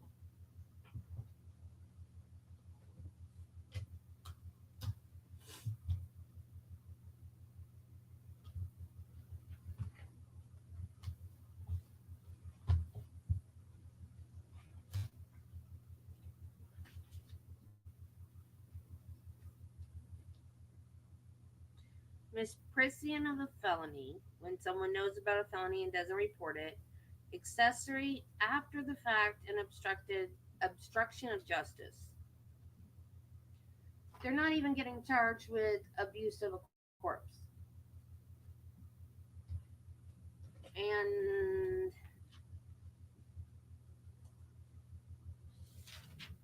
I forgot what state that is. I think it's South Carolina too.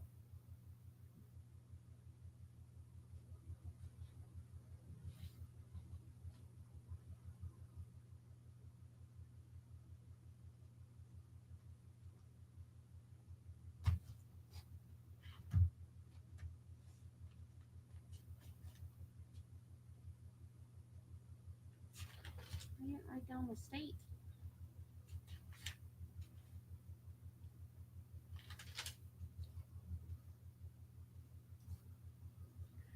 So basically, that jerk, who's only a 21-year-old kid, manipulated 3 women.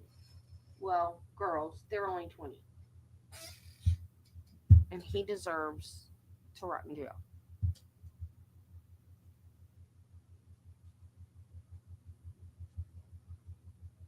And I'm putting together a video on that. I don't know when their trial's going to be. The hearing was the probable cause hearing for the 2 girls. Brandon waived his probable cause hearing because he knows they've got him dead to rights, so it doesn't matter. The girls, they want to get out of it. They're trying to say that he was abusive and controlling and that it wasn't their fault. They were in fear of him, whatever.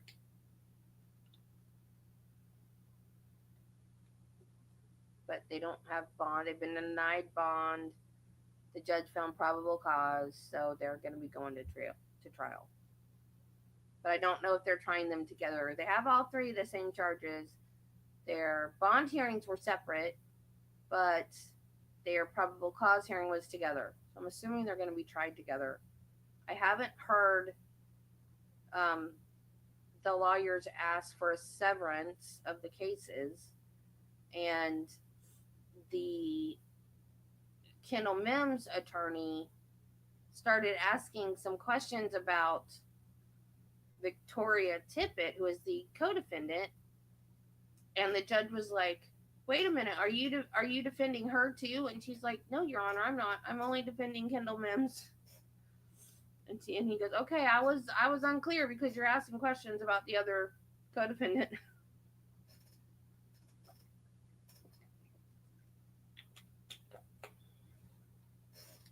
So I'm gonna do some more research on that and do a video about it. And I'm also gonna do some more about the Karen Reed situation. And Judy, if you could find me the newest whatever motions is going on in the Karen Reed case, I might do maybe a live stream where we read the motions and I can tell you maybe what I learned from Peter's stream and podcast and stuff. If we can't wing it in a live stream, I might just do a recorded video.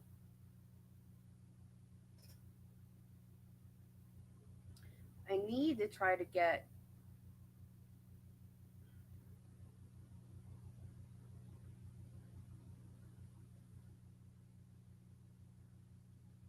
I'm thinking I think you sent me something on Brandon. But now you're saying you don't remember that case. So maybe not.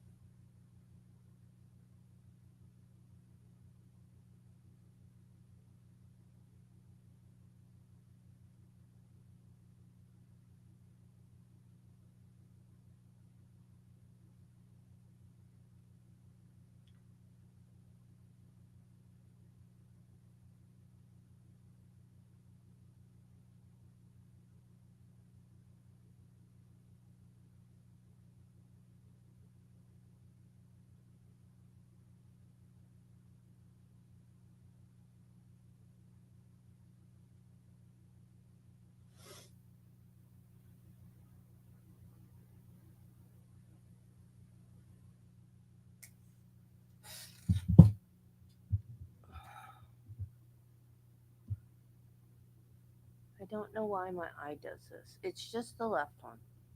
The right one never does it.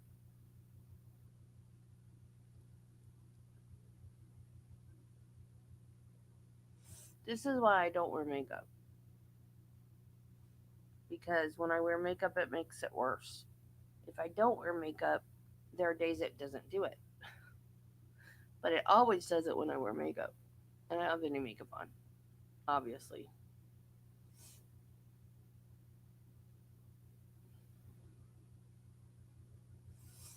I think I have psoriasis on my eyelid. I think that's why it does it. But why it itches on the inside, I don't know. Because I don't have anything there. I've got like a little line, a weird like looking line on my eyelid. And it burns when I get in salt water. It has since I was a kid. And I didn't know I had psoriasis until after my second bout with cancer when my immune system got wiped out. That was when my psoriasis showed up. So it's under control now.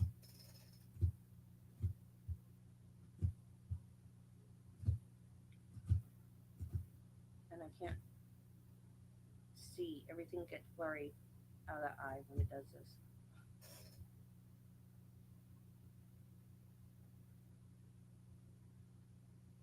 I bet we're done for the day.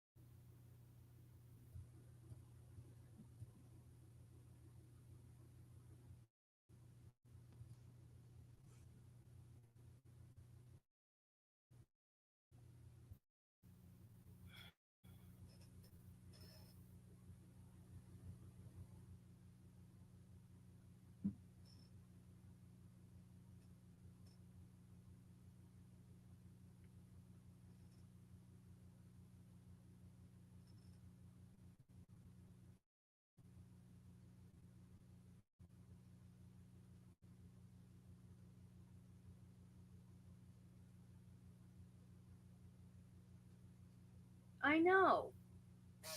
They're so rude. It's just rude. I know people are watching.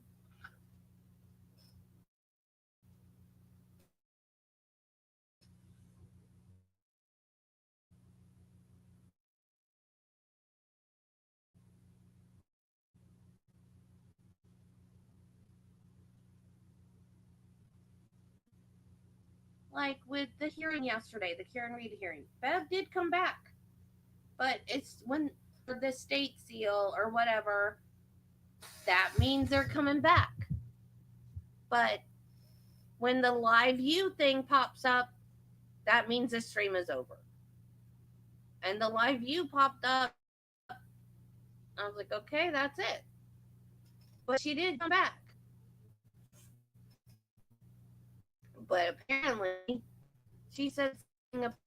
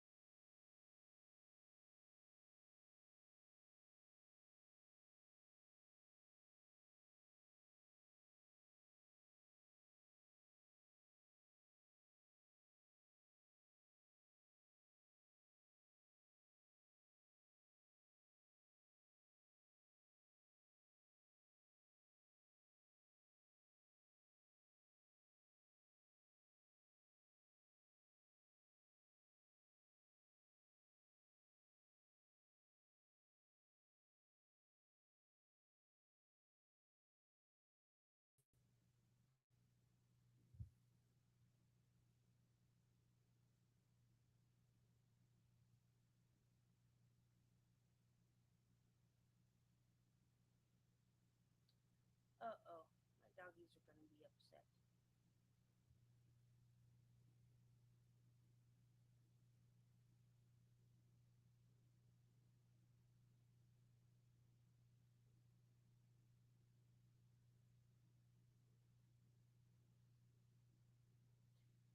No doggy ice cream.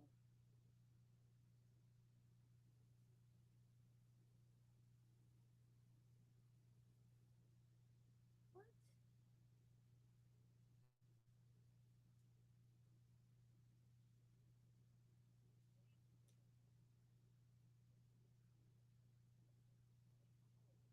What the fudge?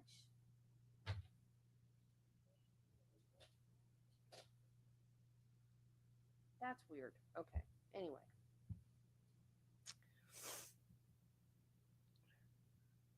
I still say they just need to throw the Karen Reed case out. At this point, it's such a mess. It just needs to throw the whole thing out. And I said it the other day. In in the honor of justice. What? How do you say that? I just said it the other day. Whatever. You know what I mean. Because at this point, it's so screwed up. Everything is just so screwed up. They can't fix it. They cannot fix this at this point. There's no way to fix it at all. You got evidence tampered with, evidence planted, You have liars on the stand, conspiracy theories. There's too many things to list.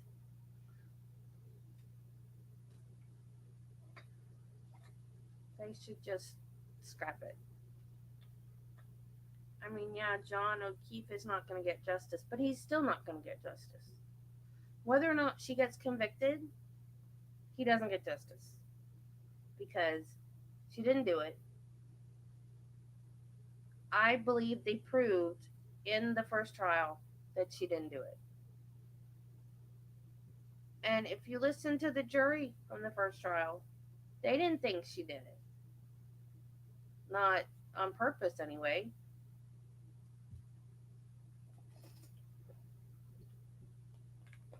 Some of them think she might have done it accidentally. Some of them think she didn't do it at all. So, even if she were to get convicted,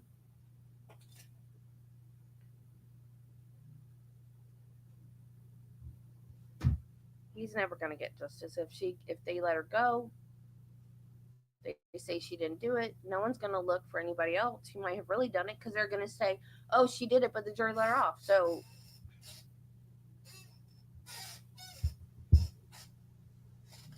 at this point, they just want to blame somebody, and they're blaming her.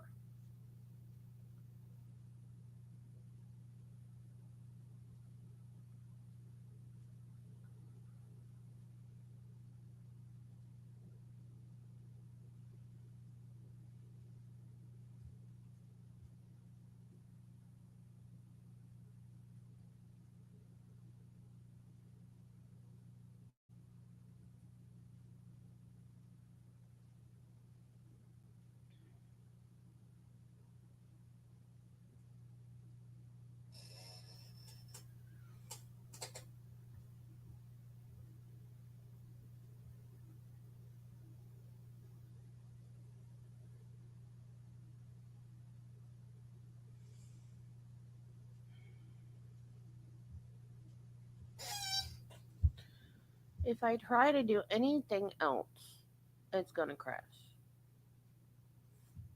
I even had trouble trying to download that game.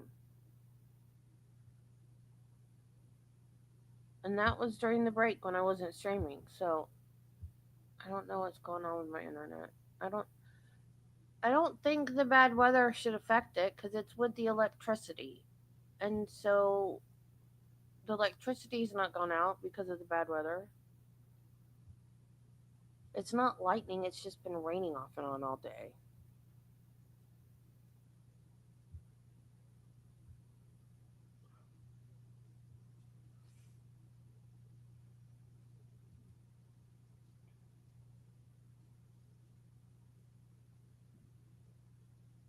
Well, maybe that's why they should. Maybe they need to deal with all the players in all the cases first and stop prosecuting all of them. Put everything on hold until they deal with the dipshittery. I'm sorry, you guys know I don't cuss, but with the police up there.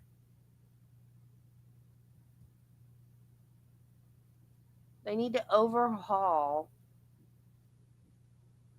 They need to overhaul the whole police force up there. State police, everybody.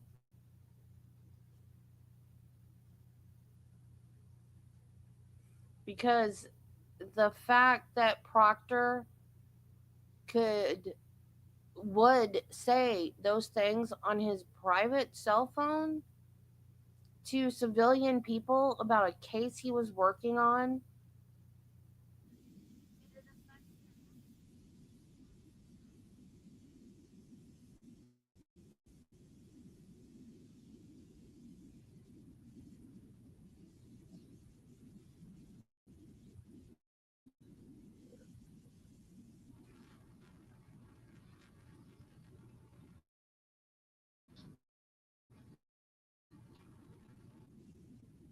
Come on, StreamYard.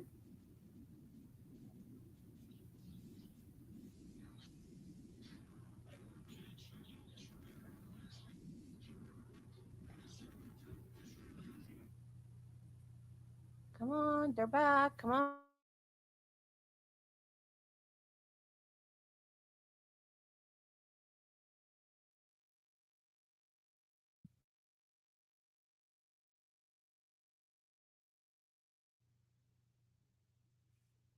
Except StreamYard's trying to mute me now.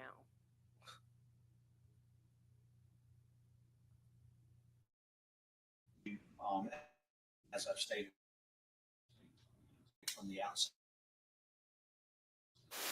of this trial, that I'm the sole judge of the law in this case, and while you, the jury,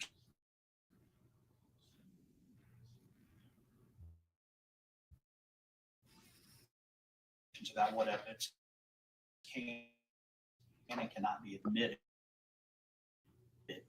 and presented to you, the jury, in that gatekeeping role rests solely with me, the judge on the law.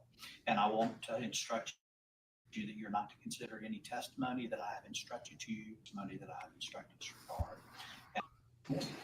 Questions?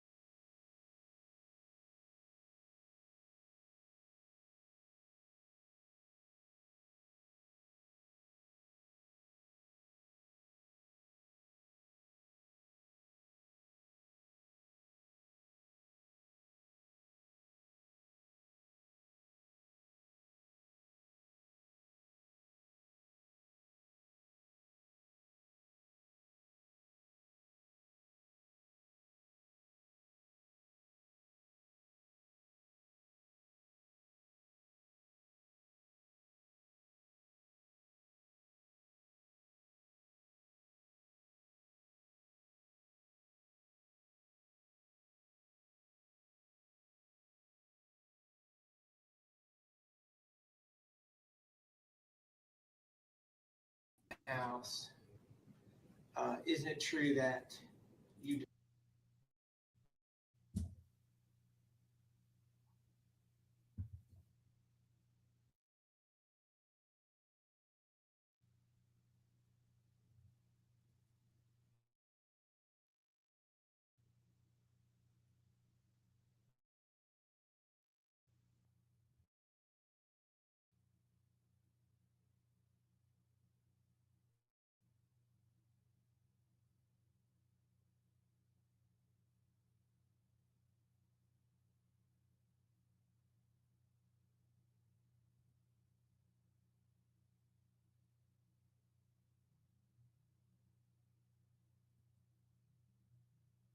within the vicinity, isn't that true? Yes, And then you drove your truck back to the mountain house. After you got to the mountain house, isn't it true that you disposed of the gun and the knife in a nearby lake? Isn't that true? yes, that is true. And isn't it true that the clothes you were wearing, that you burned those clothes in a fire pit at the mountain house? Isn't that true?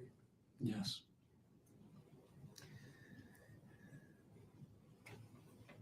I want to talk about towards the end of October, beginning of November. Isn't it true that at the very beginning of November 2021, you had obtained a plane ticket to fly overseas? Isn't that true? yes, that's true. And you were going to go overseas departing from Detroit. Is that correct? Yes, it is. And while you were in Detroit, isn't it true that you received a phone call making you aware that there were warrants pending for your arrest? That is true. And after you were notified of the pending warrants, isn't it true that you rented a car, drove back in the middle of the night to Greenville, and ultimately turned yourself in. Isn't that true? Yes, that is true.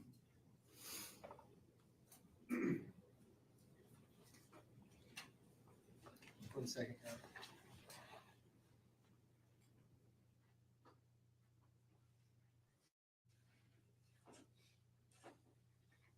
don't have anything else. Okay. At this moment, well, can I see counsel?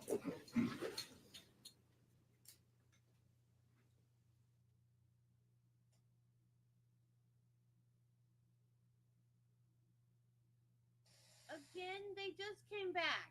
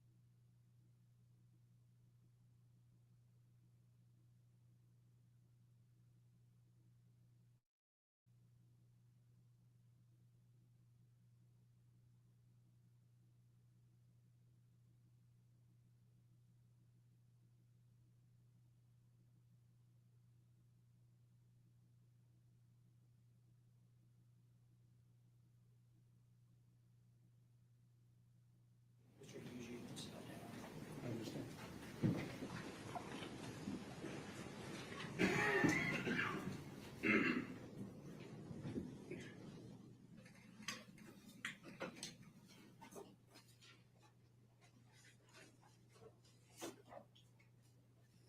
Okay, ladies and gentlemen, we are going to break for the day. Good And I'm Lord. going to ask that y'all return at 10:30 tomorrow morning. I'm hoping that we're not going to have weather. Eventually, that will give a little extra time, and also for me to take a few things that I need to do with the attorneys. I want to, again, thank you on behalf of the state of South Carolina and Greenville County for your service. I am so grateful for your attentiveness and abiding by all my admonitions to you.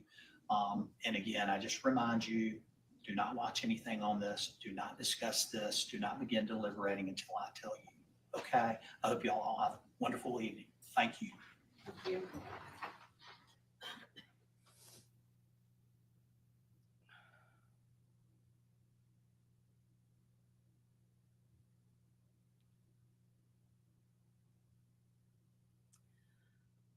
Okay. He said 10:30. So 11. 11 in the morning. 11 bell. 11 o'clock. You got it?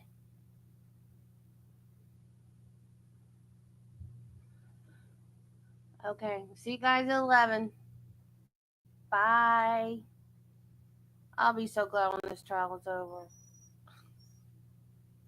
Hopefully tomorrow will be the last day.